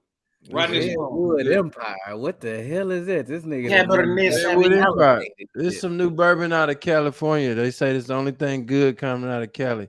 I tried it. It's smooth. It's a rye. It's good. I wanted something different I ain't had for my birthday, and the guy suggested this. It's good. Happy birthday. We got you using bitches as your workout equipment. Nigga, I gotta work out to do that shit. I'm trying to tell you, nigga, this shit's so fucking goofy, man. Like, what a fucking security, nigga. We like the shirts. Shout out to Instagram. He liked the shirts. Shout out to Instagram. This guy liked the shirts. Where you can get the shirt. Hater herder? Yeah, shout out your Instagram so he can get a shirt from me. That's my nephew. Oh, he say they fire. Okay. Who's the hater herder? That's my nigga. You showed up. Okay. So he know how to get his shirt. Yeah. He got a couple of them. Okay. That's my little nigga, man. Nah, I'm not using him as my exercise regimen out here. I ain't getting the back. Bitch, come here. Asses like dumbbells. That's funny. She say using asses like dumbbells, nigga. Might as fucking well. Look, if I didn't work out, I couldn't do the shit. Crazy. The motherfuckers would be running me the fuck over, man. That shit supposed to cover hazard pay. Should. Nigga, I want security pay and management pay. We need to split down that security pay for another night, though. Because I'm down. Listen, you know I don't do no work, nigga. I'm grabbing stools with my nigga in distress. I ain't like it. Was it like a Thursday or Friday? I think it was Thursday, or it could have been Friday. I think it was Thursday though. Yeah, I don't know, but I know it was the fucking beginning of my week. It was the night the bitch went to the hospital. It was the night after that. I think it was the night after that. So it probably was Friday. Yeah. A lot of shit going on with motherfuckers. Yeah, I had a bitch went to the hospital on her way to work. She done wrecked the car, broke her hand. I'm in the ER with. Yeah, it wasn't that night. It was the night after that. God damn. Yeah, because we was talking in the car. We wasn't talking in the car that night. You were just pulled up when all that shit started going down. Yeah. Mm-hmm. It's a good thing you text me when you did, nigga, because I would have never known you was outside. Yeah. You know what I'm saying? And when you text me, I wasn't occupied. So yeah, that shit's fucked up. Man. What kind of bullshit go the fuck on? Let me see what the fuck else done happened. If you're thinking about becoming a manager of a strip club, think again. Yeah. You gotta be built for this shit, man. No shit, man. Like I say, this shit is not for the faint of heart, man. For the heart. There's so much going on that people don't see that you manage. You make sure that the experience is good for everybody because you managing shit behind the scenes. When I went in that club, nobody was the wiser of what went on. Nobody knew. The girls that was in there, Nobody knew that there was a whole brawl going on. Hell no, not outside. You managed that shit properly. The club never missed a beat. The club, no customers filed out of there and left. Like nothing. The money never got fucked up, and that's a testament to your skill as a manager, man. And that's my biggest thing. So if it's something going on, I hate it when they do that shit on the floor. Yeah. You know what I'm saying? That shit, you fucking up the ambiance, you fucking up the business, all that shit. You fucking up the bar sales, you fucking up everything.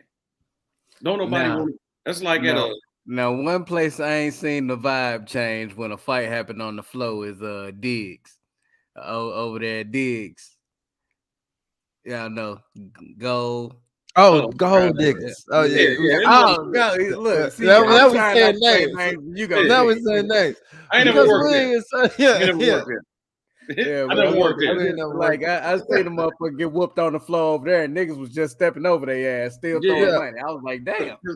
Gold diggers they gonna throw money on the bitches while they getting it in. You know what I'm saying? Gold diggers is not for the faint of heart. Look, whoever lose, don't get none of this money. Right. Yeah.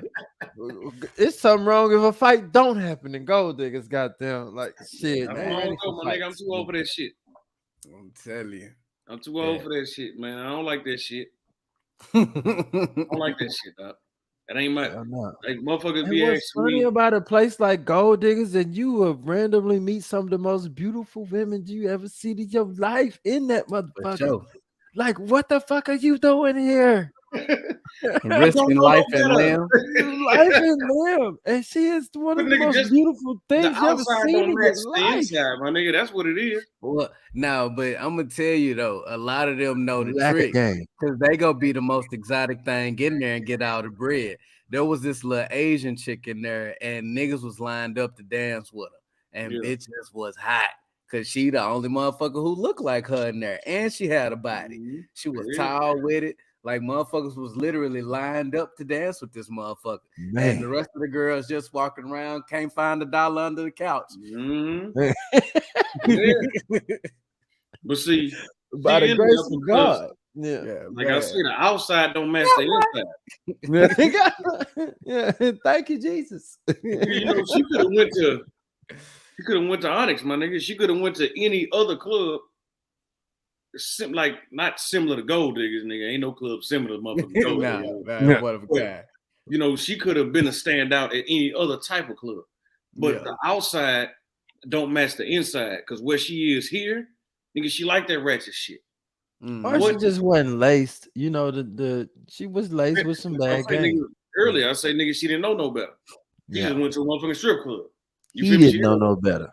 But she might have known, or you know, that just might have been her type of thing.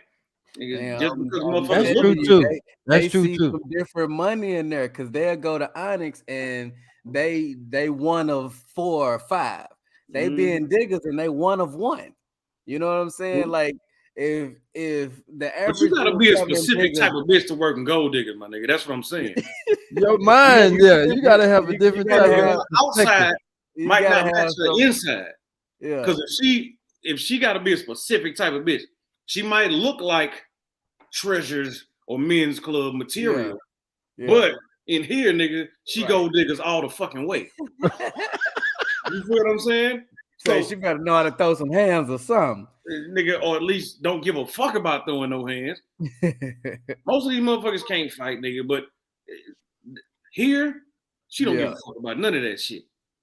You know what I'm saying, nigga? That she might like that bullshit. So I'm not calling Gold Diggers bullshit. In case anybody fucking watching, I'm not calling Gold Diggers bullshit. It's a niche. Oh no, I love Diggers. Diggers is home. Nigga. I don't like that shit. And I'm a bougie nigga. I love bougie shit. But I be Gold Diggers make me feel good about myself, nigga. I love it. You know that nigga when you in jail, nigga. And it's always a nigga doing worse than you. You may got somebody picking up the phone for you. You got a little commissary.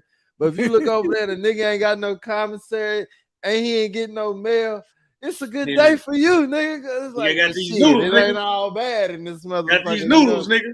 That's how much. Yeah, it's how gold diggers make me feel. When I'm having a bad day, I go to good gold diggers and remind me that I am having my way. You know what I'm saying? Like, well, it ain't all bad.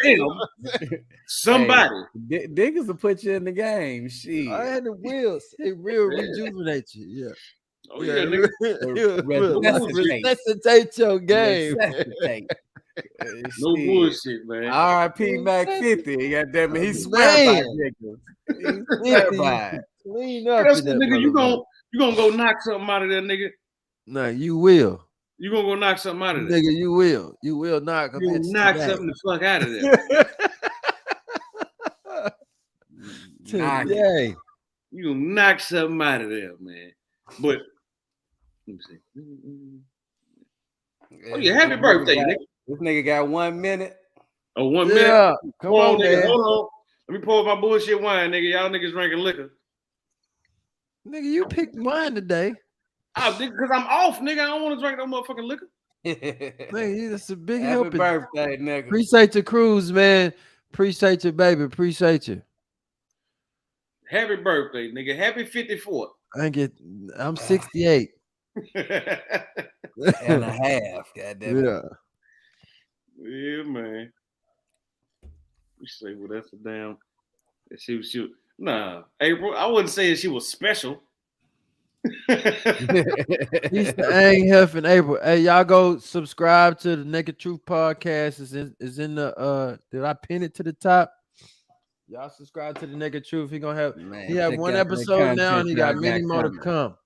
Many more to come. And it's some just good did episodes. another episode, a Q&A episode. I put I put it out there on Facebook, Instagram, and Snapchat. People to send me in questions and shit, and I answer them on the show. So that's cool. I just recorded that shit today, so it'll be out. I'm gonna have it out tomorrow. I kind of touched on some of the shit that we touched on today here, but some motherfuckers got some interesting goddamn questions, man. Yeah. All right, his page is pinned to the top of the chat. It ain't nothing like strip club in Texas anyway. The experience in Texas is just different than any club you go in. Absolutely. For sure. Yeah. Like I said, I lived in Seattle for about 14, 15 years, man. Appreciate you, Chris. It's Chris, nigga, not Cruz. Oh, Chris. I'm saying it wrong? Yeah, C-R-I-Z. I've been saying that since I've known him. It's saying Cruz. Is it Chris or Cruz, but it's spelled Chris. It's Chris. Yeah. I just been saying it wrong. He's from New York, though. I know he's from New York. Oh, okay. That's why they say Chris Appreciate like Cruz. I don't know. I'm dyslexic. I don't see all the letters. That ain't how dyslexia works. But look, you see things backwards and you don't read all the letters. You right just now, nigga, supplement things. The nigga's dyslexic. Drink champs. Noriega, nigga. He said that shit all the time on his motherfucking podcast. Nigga, I fucks with that show. Yeah, Drink champs.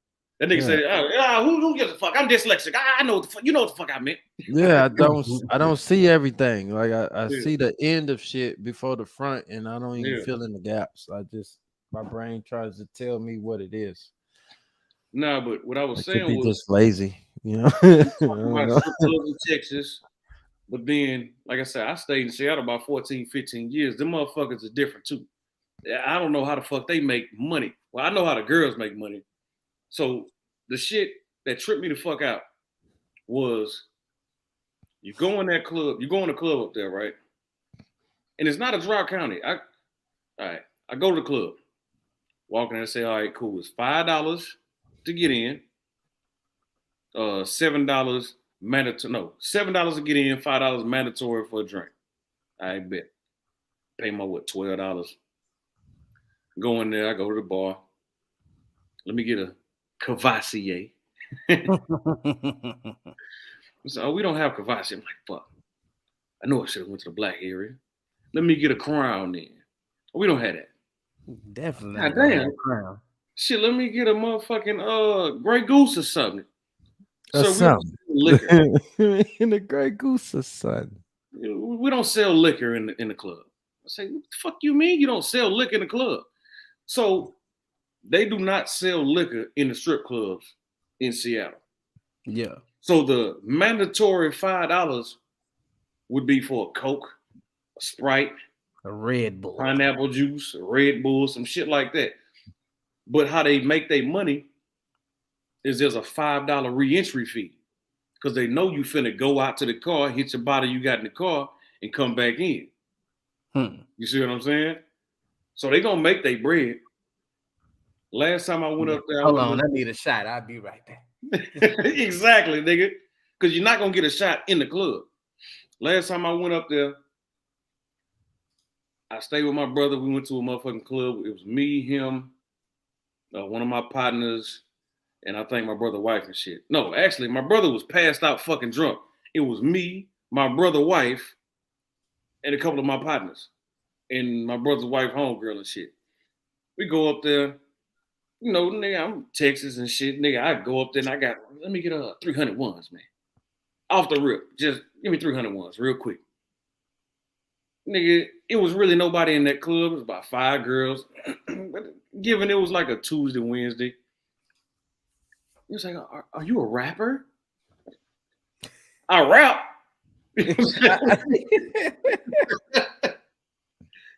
I rap at a bar.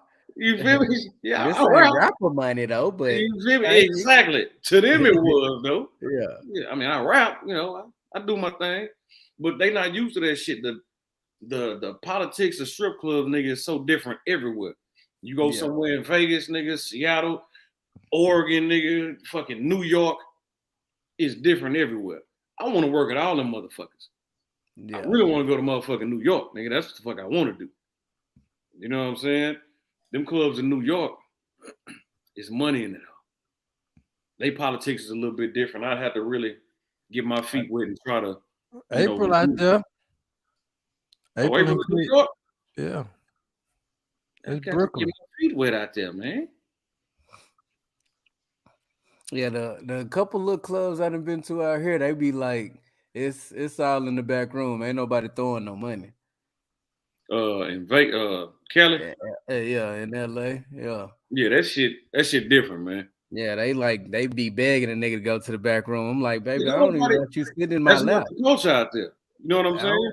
I don't want you sitting in my lap. Like I give you this 20 and you could go do your thing. You could run and talk to somebody else or something. But nigga, I give you motherfuckers bouncing in my lap and shit. I hate that shit. I don't get dances. Man, wrinkling up my suit and shit. Man, so unplayable, man. Especially in new clubs. Especially in fucking new clubs. I don't get dances. Man. Why? I don't want your naked pussy on my pants, man. I don't want it. Nah. You feel what I'm saying? I don't know what you got going on. I don't want it. I'm good. Take this. I learned in my clubbing days in my early 20s, all that grinding on me and shit. You getting whatever you got on you on my pants and shit. Yeah, it's too much. It's too much going on. The worst thing in the world is a sweaty stripper. I tell them all. This story time. Story time. No, we putting it out there. No, because I went to this club. I'm like, hell, what girl? She is the type of crow that could literally get in the men's club, though. I swear, if she just had, give me a week with her, 5 days, 5. She got minimal tattoos. You're trying to say she needs some decorum. Okay, nigga, she is like she has it all. She has it. Like she's so beautiful, but she got these braids down to here, colored. Somebody put that in her hair. I don't know why, but she got everything else. I sat with her. She got hair coming out of her arms, and she smelled like her pH balance ain't with the will of God.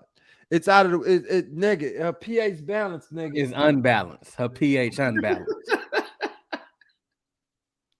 My son calling, man. Happy birthday to me. Is he wishing me? I'm live right now. This nigga got a blunt in his hand. I'm not used to my kids smoking weed in front of me, man. Say hello to my live, man. Everybody, shout out to my son. Yo, what's up, Lord? Shout out my OG. It's his birthday, man. Gotta show him some love. You dig? Hey, my son. I love you, man. Love you too. Yeah. What you doing? Oh, no, I'm just in the car. Okay. Yeah, She said turtle tank water Log and on to my tilapia. live, That's man. hilarious. Check out the show. I'm on YouTube right now, live. Go to my channel. Get in the comment section. I love you. All right, my kid, man. But man, this girl here, man, she got it. Like, look, she could get in men's club. This is out. She got the whole thing. Yeah. She got it. She about 5'8", something like that. Beautiful, immaculate body, perfect skin tone, no tattoos, maybe one that you can't even find. You need a microphone, you need a microscope to find it. Yeah. A magnifying microscope. You yeah, mixed them both right. together. I got it. Yeah. It's my birthday. Let me make it, man. Come on, man. But look, the bitch smelled like, she smelled like Revelations chapter 13. If that had a smell, if fire and brimstone, nigga, oh, it smelled like something's off. Like she ate something that it didn't go right with her body. You know, like this nigga had to go tell her yesterday. Come on, my nigga. Watching this fucking live.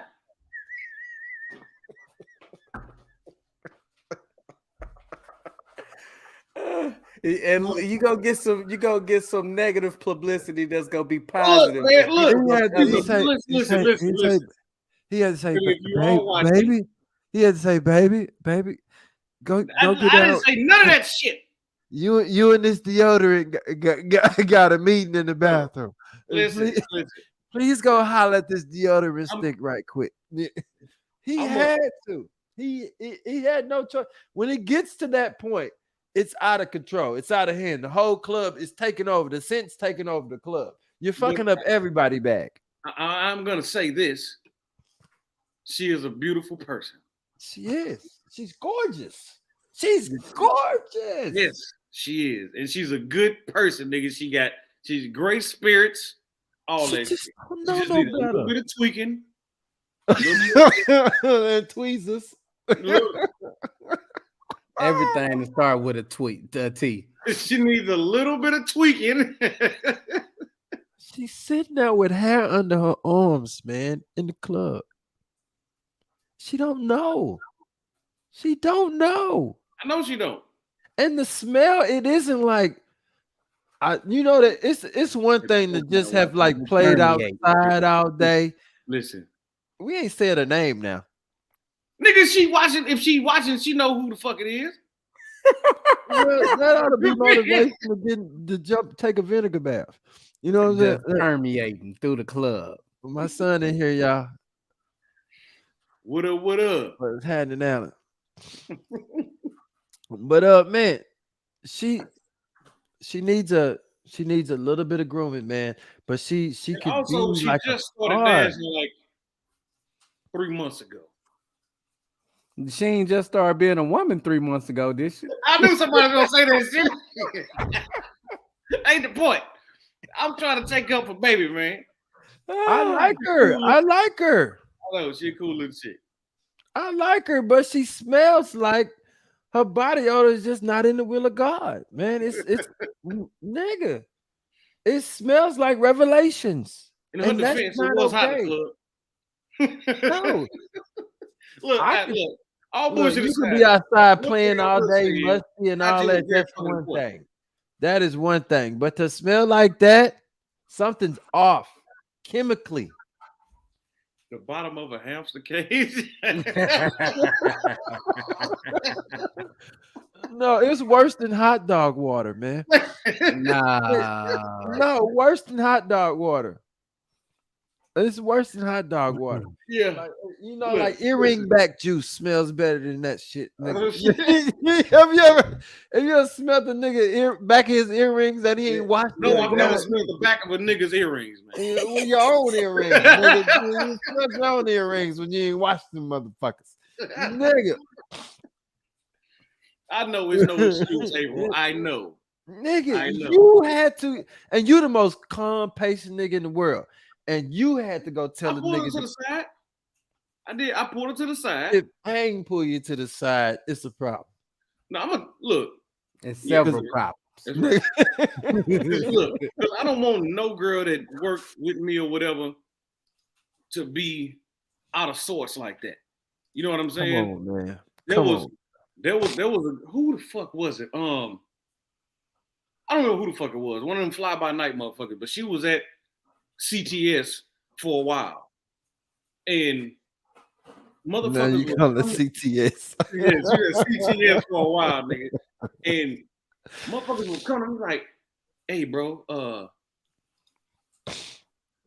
don't think I want to, like, can you tell her something? Like, bro, like, she stinks, bro. I'm like, what? Cabbage water. Word. Yeah. Cabbage water. They couldn't even, they couldn't find the words to describe this shit. And more than one person said some shit about it. It's like, so I pulled it to the side. I'm like, Mama, listen.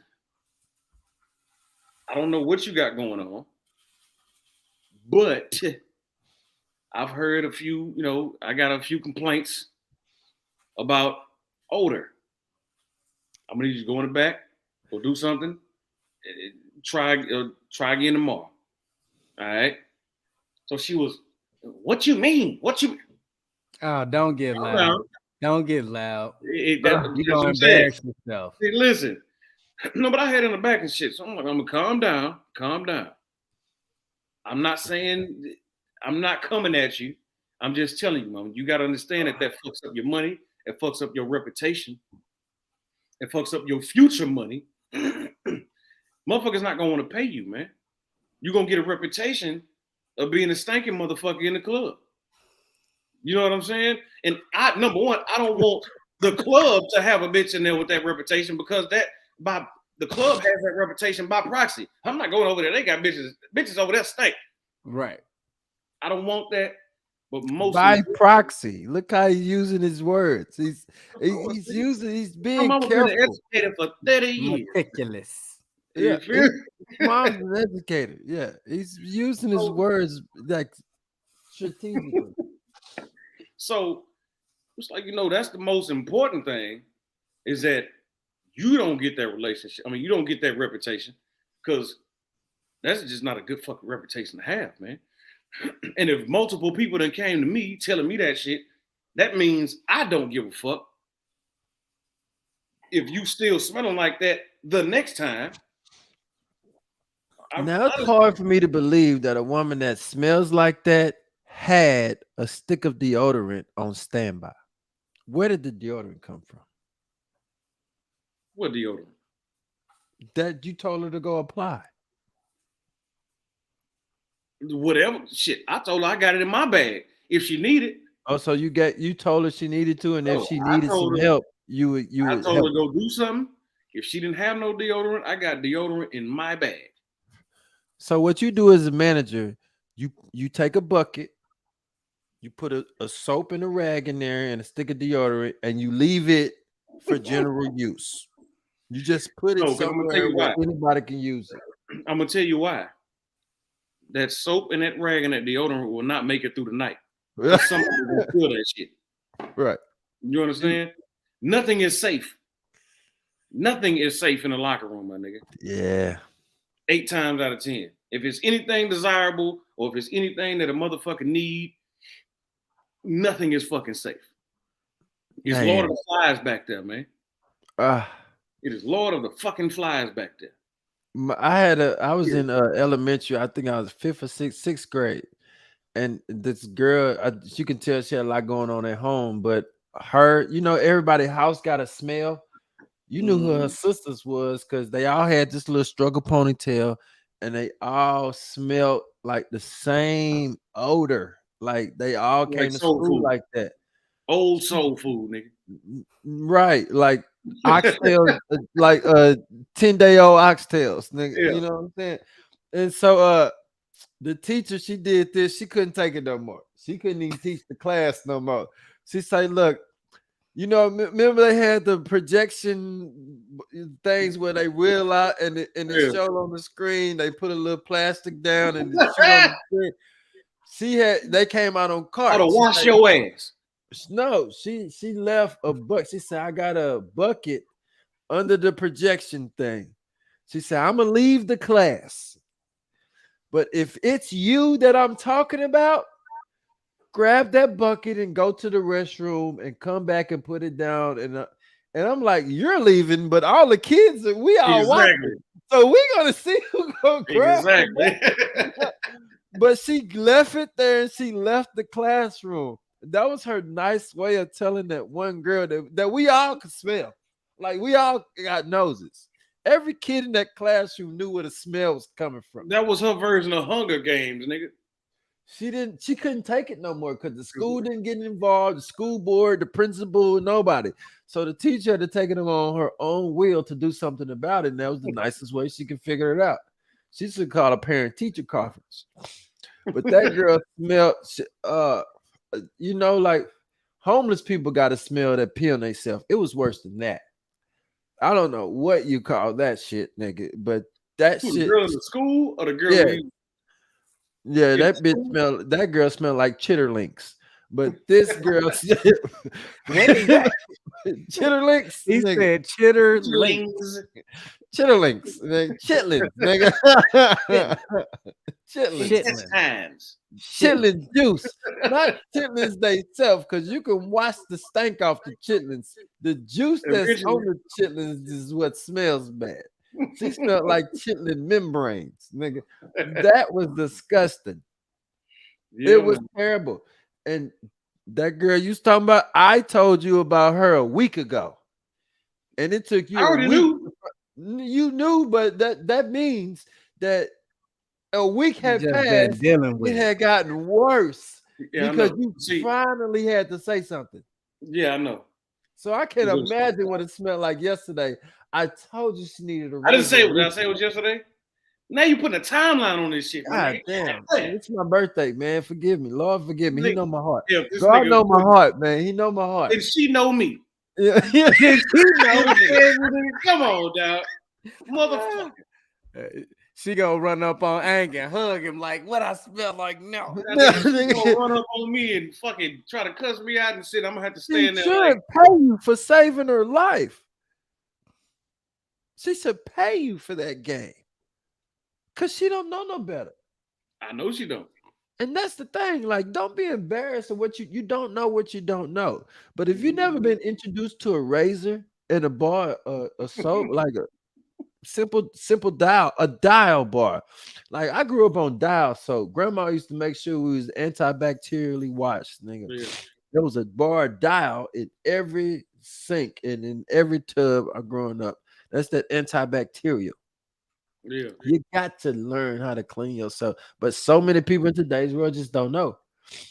I know people now. My homeboy called me today. He say, "Man, my kids, they live with their mama. Bless their heart. They wake up in the morning. They don't even brush their teeth and wash their face first before they jump on the video game." And I'm like, man, that was a cardinal sin growing up. Right. I couldn't do a goddamn thing before I brushed my teeth and washed my face. I couldn't open that refrigerator. I couldn't swallow no juice or glass of water. I had to brush my teeth and wash my face, or I get my ass whooped. Goddamn right. And in today's world, when you meet a young girl in her early 20s, you can imagine where she come from for parents that's just dialing it in, man. So it's not a dig at her; it's a dig on where she came from. You know, so I don't want to blame you, baby. A lot of kids. I was gonna say that shit too, because look, I don't want to say this shit because this is really gonna narrow the shit down. God damn. All right, well, look, where she's from, literally. Oh, I've had a conversation with her. I know where she's from. Yeah, like where the area in Texas, where the city she's from in Texas, my nigga. I've known a few women from there. Right. And they are very lackadaisical about certain things. Hygiene. Yes. Not all of them. There's a musty town in Texas. Like gynecologist is a cuss Funky word. Town. Yeah. Yeah. Don't say gynecologist around here. You know, don't say, what's a pH balance? You know what I'm saying? Shit. Yeah. No. Get you some super green foods, man. Look, story time.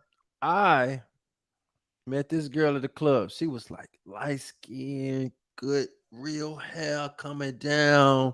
Now, when you're in the club, the initial smell, you think she just sweating her ass off. You know what I'm saying? Like you just like she just sweaty. Everybody's sweaty. It's the end of the night. She was in here dancing, twerking, some more shit, right? So I can deal with it initially. I'm drunk. I invite her to meet with me. I'm at a luxury hotel. This is like 5-star downtown Houston. And I go pick her up. She drive a nice car, Mustang. And we in the car. She's telling me, it's like, yeah, I was raised by my dad. My mom wasn't around. Smell like it.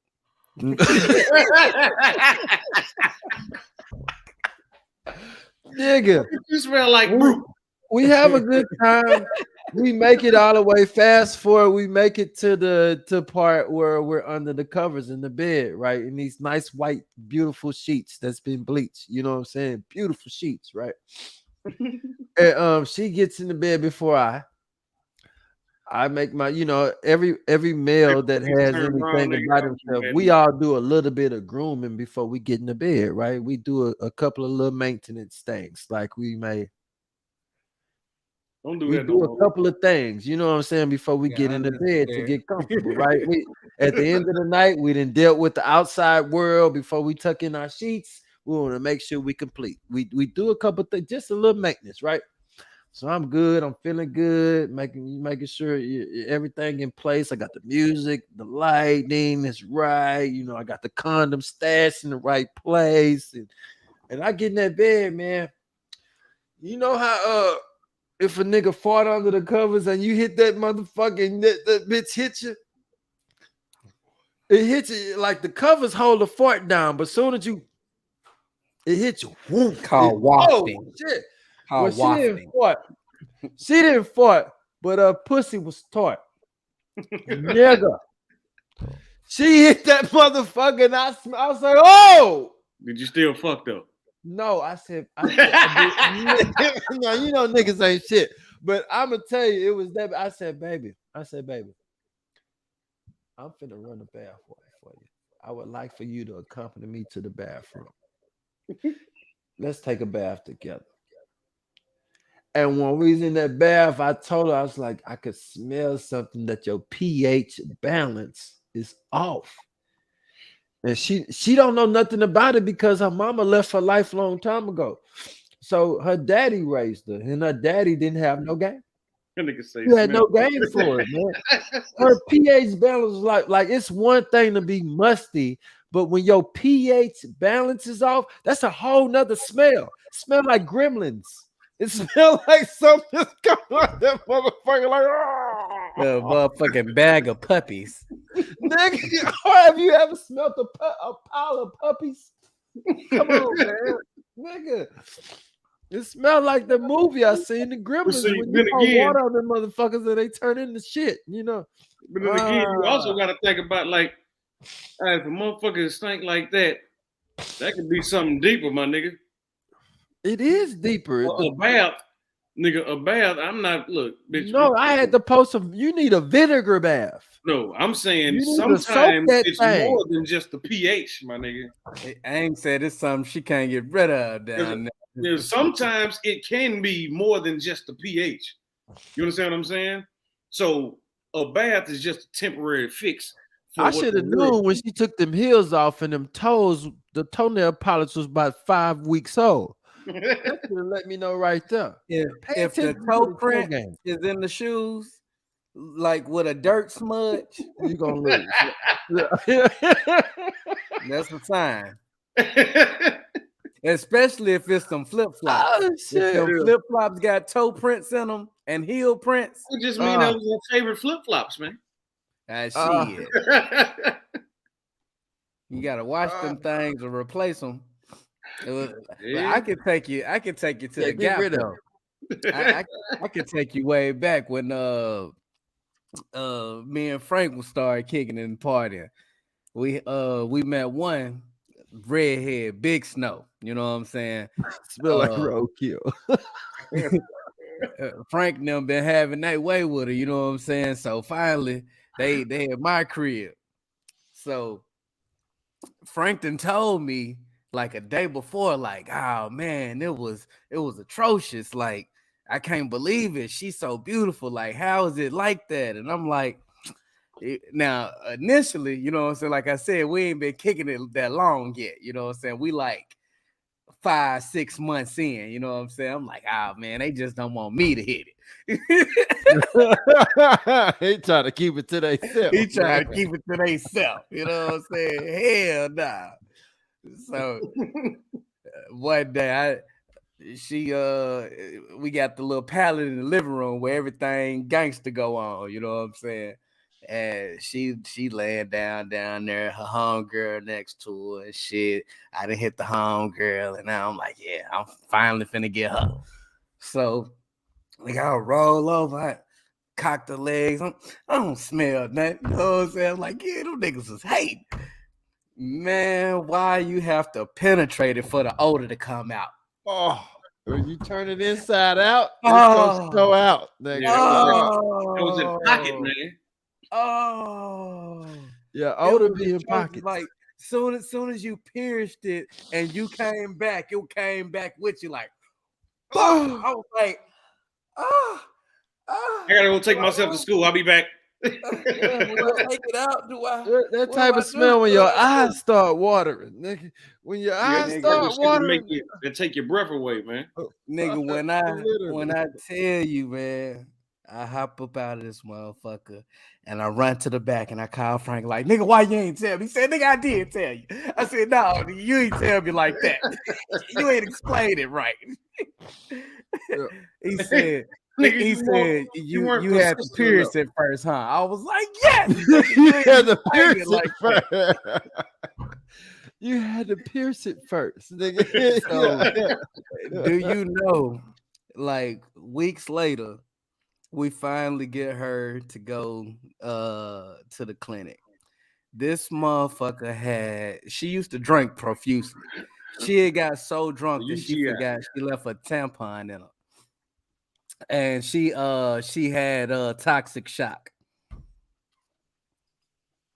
Yeah, that shit was atrocious. That's what happens, man, when you leave something in there. That's why when you was telling that story about old girl that had to dig that condom up out of there, it was crucial. Because stuff could get lost. I had one girl that she lost one of them makeup sponges up in there, and she just let it ride. She's like, I guess she just assumed that it fell out on its own. No, but I didn't help dig out a few of them motherfuckers. And I ain't talking about I found this days later. I didn't realize it was still in there. And she was laughing. Oh no. That could throw your whole body off. Bruh. I'm telling you, it was like embedded. It was like embedded in her wall. Like, hold on. So she forgot to take it out? She lost it. Like imagine several dudes that been in there. That motherfucker was like becoming a part of her. It was embedded in her. You know what I'm saying? And then you know, motherfuckers will cut that string off so that they can keep on having their fun. We talked about that earlier. We gave that game earlier. Cut that string off so they can keep on having their fun. And right. It was all bad. It was all bad. Hygiene is very important, men and women. You know but after she got that situation taken care of, I can say she does have good hygiene. So, like, as a strip club manager, do you see this often? See that often? Well, that's body odor, hygiene. I told you, nigga, I used to go in the locker room and some girls, nigga, they wiping back to front. Or they're spraying the body spray. They're spraying body spray a little bit too close to the, inside. Bath and Body Works is not a cheat code. That's a compliment to you already being clean. Like they use that. I tell them all the time, like, mama, you gonna off your pH balance with that shit. You can spray it around, but do not spray it that close to that shit. Don't wipe fucking back to front. You don't understand that there's feces. How that don't make sense? Like, how it don't make sense you taking the shit hole, wiping it to the front hole. Like, how that don't make sense? I don't Got know. a whole womb right there. It's a womb. I don't know if that's the best way to describe it. It's like an open scar on if you done slashed open. You say You know, you gotta put wound or peroxide in that. wound? Not He's saying womb. wound. Wound. Like an Yeah. open scar that you put peroxide in to heal. You know what I'm saying? wound Like that's ever, what nigga. it is. Yeah, Yeah. I don't know if that's the best way You to don't want to describe get it. a bacterial understand what you're infection in an saying. open wound. Like I look at, like, we had this thing called the military self-aid and buddy care.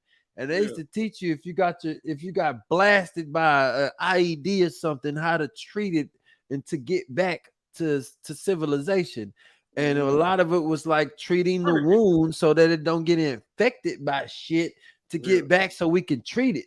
Because we can't do nothing but put a band-aid on it in the field. But when you get back to the hospital, it got to be treatable. And if it's getting infected by dirt and nasty shit and other shit, they're gonna have to just cut it off because it ain't nothing you can do about it. And so when I look at that slit between the woman's thighs, it looks like an open wound, and it is because That's you a got to horrible treat it. description. I love You that got shit, to though. treat it the same way. That's You my got to treat favorite it like, body part. It's my You feel favorite me? organ. but you got to protect it like it's Absolutely. like it's been hit by a mortar round. Like it's been slashed, like that wasn't, it was closed and then something slashed it open. And you got to protect it like that.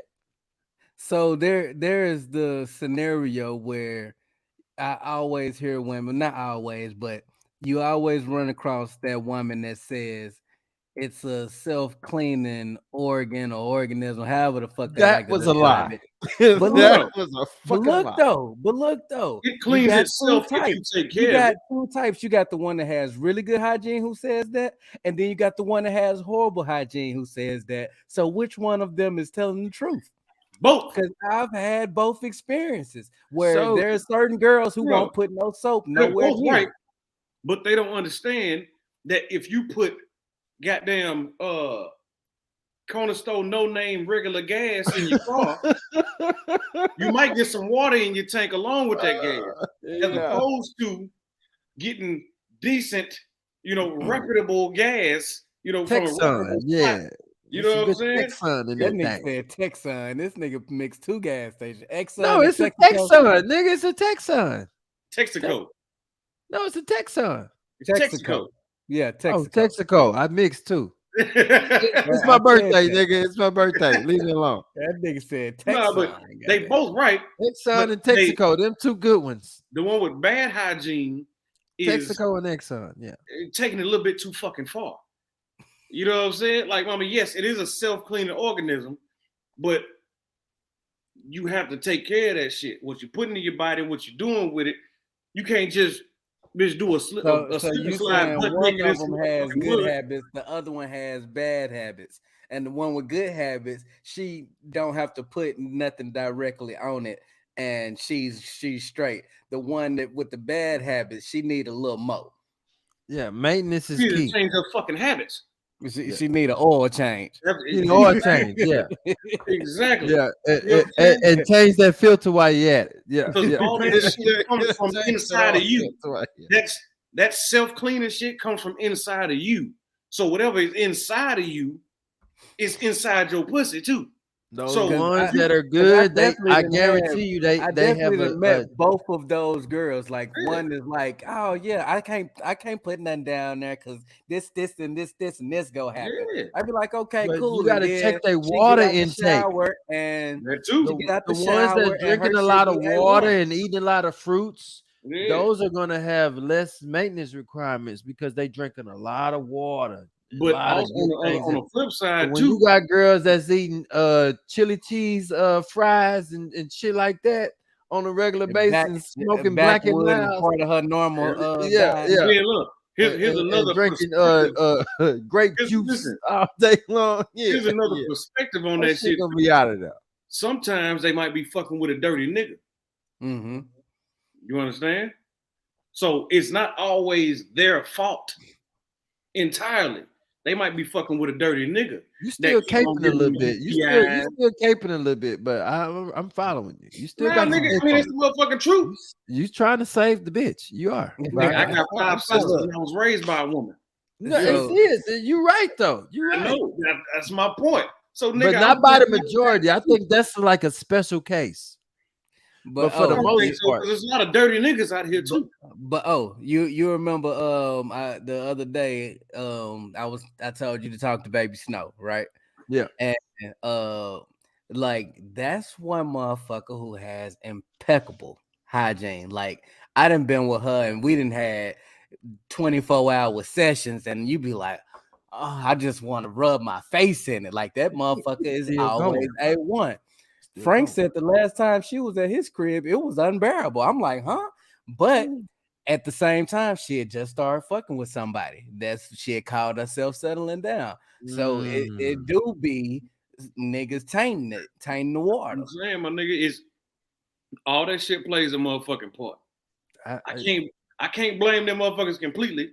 You know what I'm saying? Because nigga, they are counterparts. And nigga, I've been knowing her for years. You know what I'm saying? So and Frank is particular. So me and him that party with her together and everything. So he know what she normally hitting on. And he was like, no, it was I'm like, Baby Snow? Like I ain't never like call the fire department. Yeah. Nigga, a couple months ago, we pick her up from the strip club. She ain't got in the shower or nothing. We get straight to the crib and it's A1. Like, she's one of them. Like, her shit be primavera. That motherfucker be on point. How you say it right? Ang, did he say it right? Primavera? Did he say it right? Yeah, you said it right. Okay. For his context, ain't be on my ass about how you pronunciate words and shit. You know, I don't speak that language either, so I could be wrong. Okay, only English. Only the Queen's English. No, nigga. English. Yeah. Here's a motherfucking story time. English. Nah, English. Here's some fucking story time. It's not a thing. It's not an English. I ain't gonna talk about it because it ain't got nothing to do with no strip club shit. Yeah. The preface, nigga. Yeah. The preface. The preface. No, but here's a testament to your intake. I remember being in my 20s and this chick I hollered at an Applebee's. I got her to come home with me from Applebee's. The motherfucker, her juices smell like tequila, nigga. I'll never forget. She whenever she sweat, she smelled like tequila, and she was native. I'm like, can she really drink that motherfucking much that it's like coming out of everywhere on her? Man, like tequila just always permeating off of her body. And I was like, damn, you need to goddamn drink a glass of water with every shot or something. This shit killing you. Yeah. Yeah, man. Your intake is important. Yeah. It's all kind of motherfucking factors. You fucking bitch that drink sodas and smoke Newports all day versus a bitch that drink water and eat pineapples all day. It's night and day. But then you got some motherfuckers who douche all the fucking time, and that's a bad thing, right? That's what I'm saying. That's not good either, because that's not good no more. That's in the 80s. In the 80s, they used to douche like a motherfucker. Yeah, but now you can't do that no more. That was a lie. It tore up a whole lot of wounds. You're fucking up what's inside of you. You know what I'm saying? Your self-cleaning organism is no longer you're adding extra shit. There is a self-cleaning mechanism in there. However, it matters about the oil you put in your body. Exactly. Yeah. So, nigga, it's all kind of motherfucking different. Now, I know the females that are watching is like, them niggas don't know. Nigga, experience. Keep doing what you're doing. Exactly. I don't know nothing. Keep doing what you're doing, baby. Keep doing what you're doing. I don't know nothing. I don't know nothing. I only do this for a living. Keep doing what you're doing. I had a little motherfucker fuck my head up one time. She came to stay at the crib. Nigga, this is a couple stories all in one. She the initial story is hilarious as hell, right? You gonna love this one. Bad Snow, work at Wendy's. I'm pulling up. I'm like, she worked at Wendy's? Yeah, I'm pulling up every day. Every day I'm pulling up, I'm in her ear. And she's smiling, you know. I'm a young nigga. I got the car on bangs and we on rims and shit. She like that flashy shit. So she talks, she flirt a little bit. So one day I catch her after work. Nigga, her car done broke down. I I help her with her car, get her back in motion, get her on her way. So one day she tell me like, I got a boyfriend. I can't deal with you like that. Like, you cool, you cute, but I can't. Nigga, why one day I pull up on her, she walking from work. I said, baby, he got you out here like this. Yeah. She just put her head down. I said, get in. Nigga, why she hop in? I take her to the crib. I drop her off. Nigga in the window, he talking shit, cussing and shit. I pull out. She called me like a week or two later. I can't do this no more. Come get me. I pull up. He in the window. Bitch, you gonna do me like this? I got you gonna leave me and my kids. He got 2 kids and shit. She been taking care of them off of her Wendy's check and shit. Bitch, you gonna leave me like this? You got me fucked up. Woo-woo. So I pull up. I'm like, baby, you ain't gotta listen to none of that shit no more, baby. Just get in. She crying and shit. He got me fucked up. Woo-woo-woo. Why did he done call the police and everything? They pull up, they like, shit, she want to leave. She has the right to leave. You know what I'm saying? So the nigga saying everything. He like, that bitch, she gonna do you the same way, and da-da-da. He just screaming everything he said, and then he could think of to get a rise out of her. And so he like, she got herpes. She still crying. She said, I do not have herpes. Nigga, why do you want her? Fucking it up. I'm dying. I'm dying. Like, he's screaming everything he possibly can to get a reaction out this girl to make her come back in the house. Man, she get in the car. I get her to the crib. Everything cool. Introduce her to baby. She chilling and shit. We vibing. But when I tell you thing was on thing, that motherfucker was amazing. It was that what I call that snapper. That motherfucker talk back to you. It be gripping, right? So I go in the bathroom one day with the Chinese handcuffs. Man, like that motherfucker try to take hold of you. It takes a piece of your soul every time. Chinese handcuffs, motherfucker. I go in the bathroom one day and I noticed that apple vinegar by my tub, and I'm like, I ain't never even bought no damn apple vinegar. What the fuck is apple vinegar? And vinegar bath. I was like, what is? She was like, oh, I put it in the water when I bathe. She was like, that's why my shit always snapping like that. I'm like, huh. Vinegar bath. And ever since then, if I go in a woman's bathroom or I look under her kitchen sink and I see the apple vinegar, it's going down. That's why he said I was gonna learn that. I preach the vinegar bath. The vinegar bath is key. Yeah, you gotta learn how to take a vinegar bath and keep that thing right. Major key. Free game. Man. Take it or leave it. That motherfucker used to be perfection. Game. But don't overdo that shit. Not overdo it. I don't know the recipe. I don't know the recipe. There's a regimen to it. She ain't teach me the recipe, but she kept that motherfucker by the tub. I swear, the vinegar bath. The vinegar bath is a major key. I know that for a fact. Shit, man. Huh? Stop all that yawning and shit, man. What you yawning? You know he turned 85. He ready. Yeah, I'm 83 and a half. Yeah, it's my birthday, motherfuckers. Yeah, man. I'm up. I gotta piss. Hold on.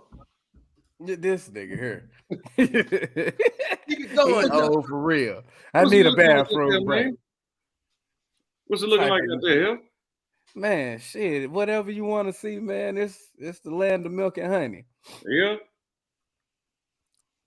It's cool. It's smooth, man. It's like it's a real different environment because you know the first question you go get, first or second question you go get is what do you do? You know what I'm saying? Like it's all about what you do, where you live, what you drive, you know what I'm saying? That's all people care about. Like, can we elevate each other or can you elevate me? You know what I'm saying? That's pretty much only thing anybody really care about.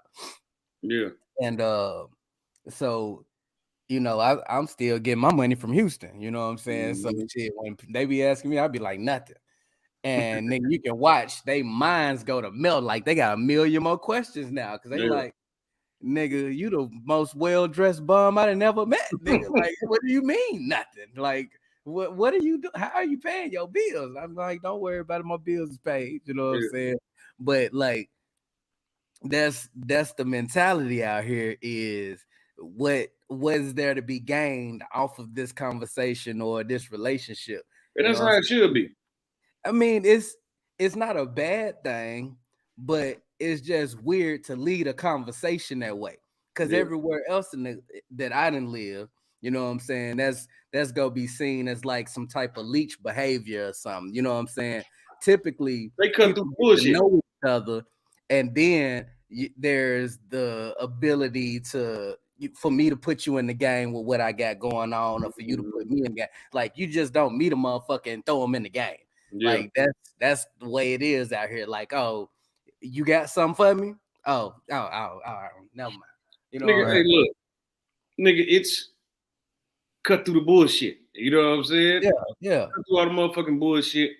Nigga, I remember, because I've been to Cali a few times, nigga. Because, you know, I stayed right on top of that motherfucker. Hey, Seattle. And doing media and shit. That shit, I used to not tell motherfuckers none of that shit because everybody does that shit out there. Once I tell them that shit, first thing they think, oh, you must want to take pictures of me naked. I tell them, look, I've seen so many naked bitches, I would want you to keep your clothes on if I even want to take pictures of you. You know what I'm saying?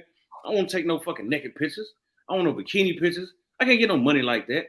Let's take some fucking nice casual pictures with a fucking Coke or some shit, bitch. Let's get some of these this ad revenue. You know what I'm saying? Let's get some sponsors, some Maybelline, some shit like that. I don't want no fucking naked ass motherfucking pictures all the goddamn time. I manage a strip club. I see naked bitches all the time. I take pictures of them all the time because every club I go to, you know, I always bring my setup. I take pictures of the girls, you know, and just take some promotional pictures and shit. Nigga, I got thousands. But they think they got special titties. Yeah. They think they got these is never before seen nipples. Yeah, they make them like these. Magazines, all kind of shit for my media shit. You know what I'm saying? Well, I mean, so the issue is this though, is that if you approach somebody trying to figure out what it is that they have to offer you, you're leaving it to be assumed that you likewise have something valuable. And 10 times out of 10, they just pretty. Yeah. You know what I'm saying? So like you meeting all these dudes out here who they one cat, black dude, I met the other night. He works for Warner Brothers. So a lot of people like try to gravitate towards him and they want to be up under him and shit like that. And you only have so much need for pretty faces in your section. You know what I'm saying? And 10 times out of 10, the broad that he's chosen to have around him, she can do the vetting to keep pretty bitches around. You know what I'm saying? Like, there ain't no need for me to waste my time and energy steady allowing you motherfuckers into the program when all you have to offer is a pretty face. You know what I'm saying? Like, I'm going to the club and getting a bottle and everything is overpriced here. You know what I'm saying? A section in a regular club is gonna be $1,500, $2,000. When, you know, Houston, a regular club, you $300-$400, you straight. That's normally after hours that want to hit you for crazy numbers. You know what I'm saying?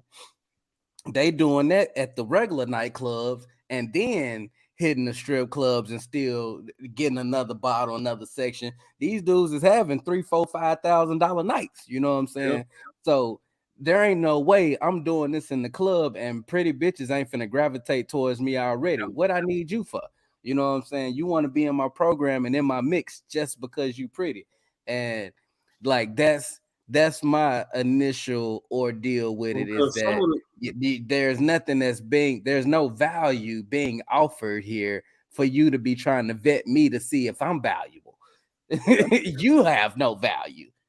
See, some women, that is their value to them.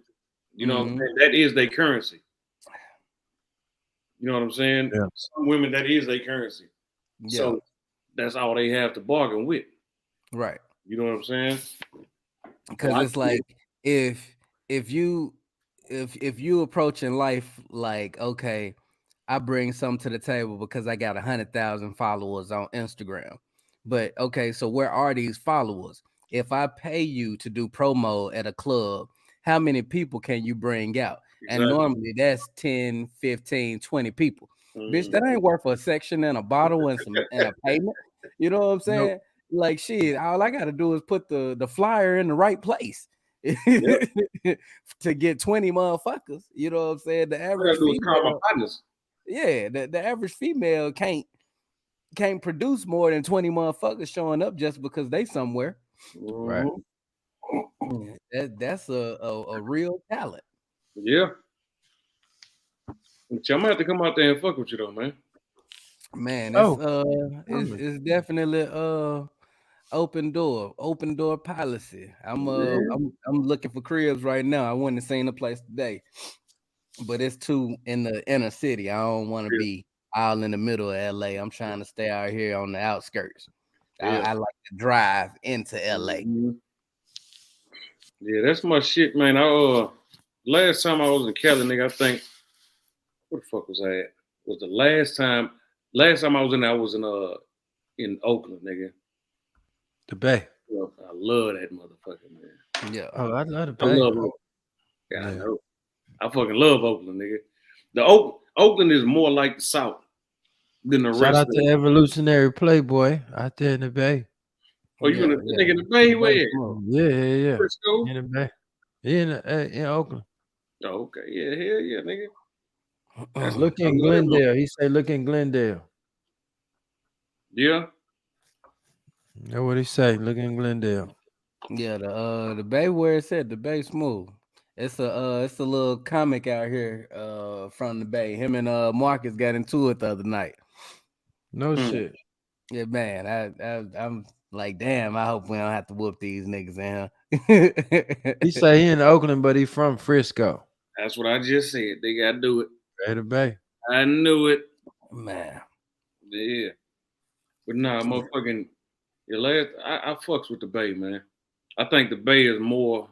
That's where the game from, man. That's the Bay is more me, nigga. You feel me, man? Yeah. Stop trying to sugarcoat this shit. Man, give it to him, nigga.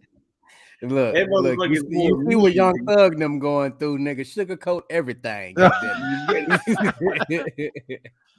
The nigga, long we paying taxes and ain't putting out murder hits. We all right with this shit. Yeah, well, some of us ain't doing all that just shit. Yeah, man. Like, I gotta do a little more sugarcoating. Yeah. Hey, we are actors. We are actors. We are not right. We are just entertaining actors. Yeah, we are personalities. We are portraying an image that is not real, and we are just all this. I'm sick as a motherfucker. We just actors, man. This is not real. This is not real. Except for Ang with his I am an actual strip club manager. Well, he's legally a strip club manager. He's legally in the club. And the girls that he speak of are his real girlfriends. He's in real relationship.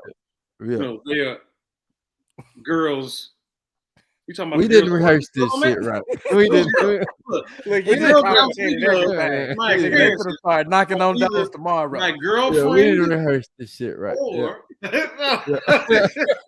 girls that I speak of are either my girlfriend. Here's the out. It's my birthday. We just playing. Or they work at the club I work at. That's what I'm talking about. Yeah. You know, the last hearing Young Thug had, they denied his bail again because of a song he got called "Take It to Trial." And nigga, why the DA read off the transcript like And Judge, he said in a song, and I quote, "Fuck the judge, take it to trial." That was like, oh, bail denied. He's a flight risk. So yeah, watch what you say. God damn it. That used to be like not admissible in court. It's very now. Now it is. Man. Him and Gunna, because Gunna on the song. Gunna on the song say denied. Gunna is not that type of guy. He is a regular. He just lumped in. He's a rapper. He lumped in. Like he ain't on that type of time. That nigga cry every day in that cell, my nigga. Oh, you know he do. And they talking about murders and shit. These boys looking at 40 plus. A piece? Shit. Yes. Yeah. Yes. That time. Rico. Rico. Big Rico. Big Rico. They trying to hide them boys. Yeah. See, I tell niggas all the time, be strategic about what you say. Man. Yeah. Gotta be. It's very important. Hey, if you ain't got none in the babe clothing, we ain't never get you no shirt. No. I really just started seeing you with it. Like shit, what, a month or so ago? I got a few pieces. Yeah, I ain't know nothing about it when I was out there. Have you seen my makeshift commercial, man? This B, you could turn it what you want to turn it. He turn it what you want to turn this B. Break a bitch. Break a bitch easy. Oh, I mean, this is my birthday. Break a bag easy. So the thing is, the concept is just get money. The commercial version is break a bag easy. Yeah. The actual version is break a bitch easy. This shit came to me in a dream, my nigga. This came to me. I ain't bullshit. It came to me in a dream. And I woke up, got on the computer, and designed some shit. I had like 5-6 different designs. I ran with this one. It's some player shit. Yeah.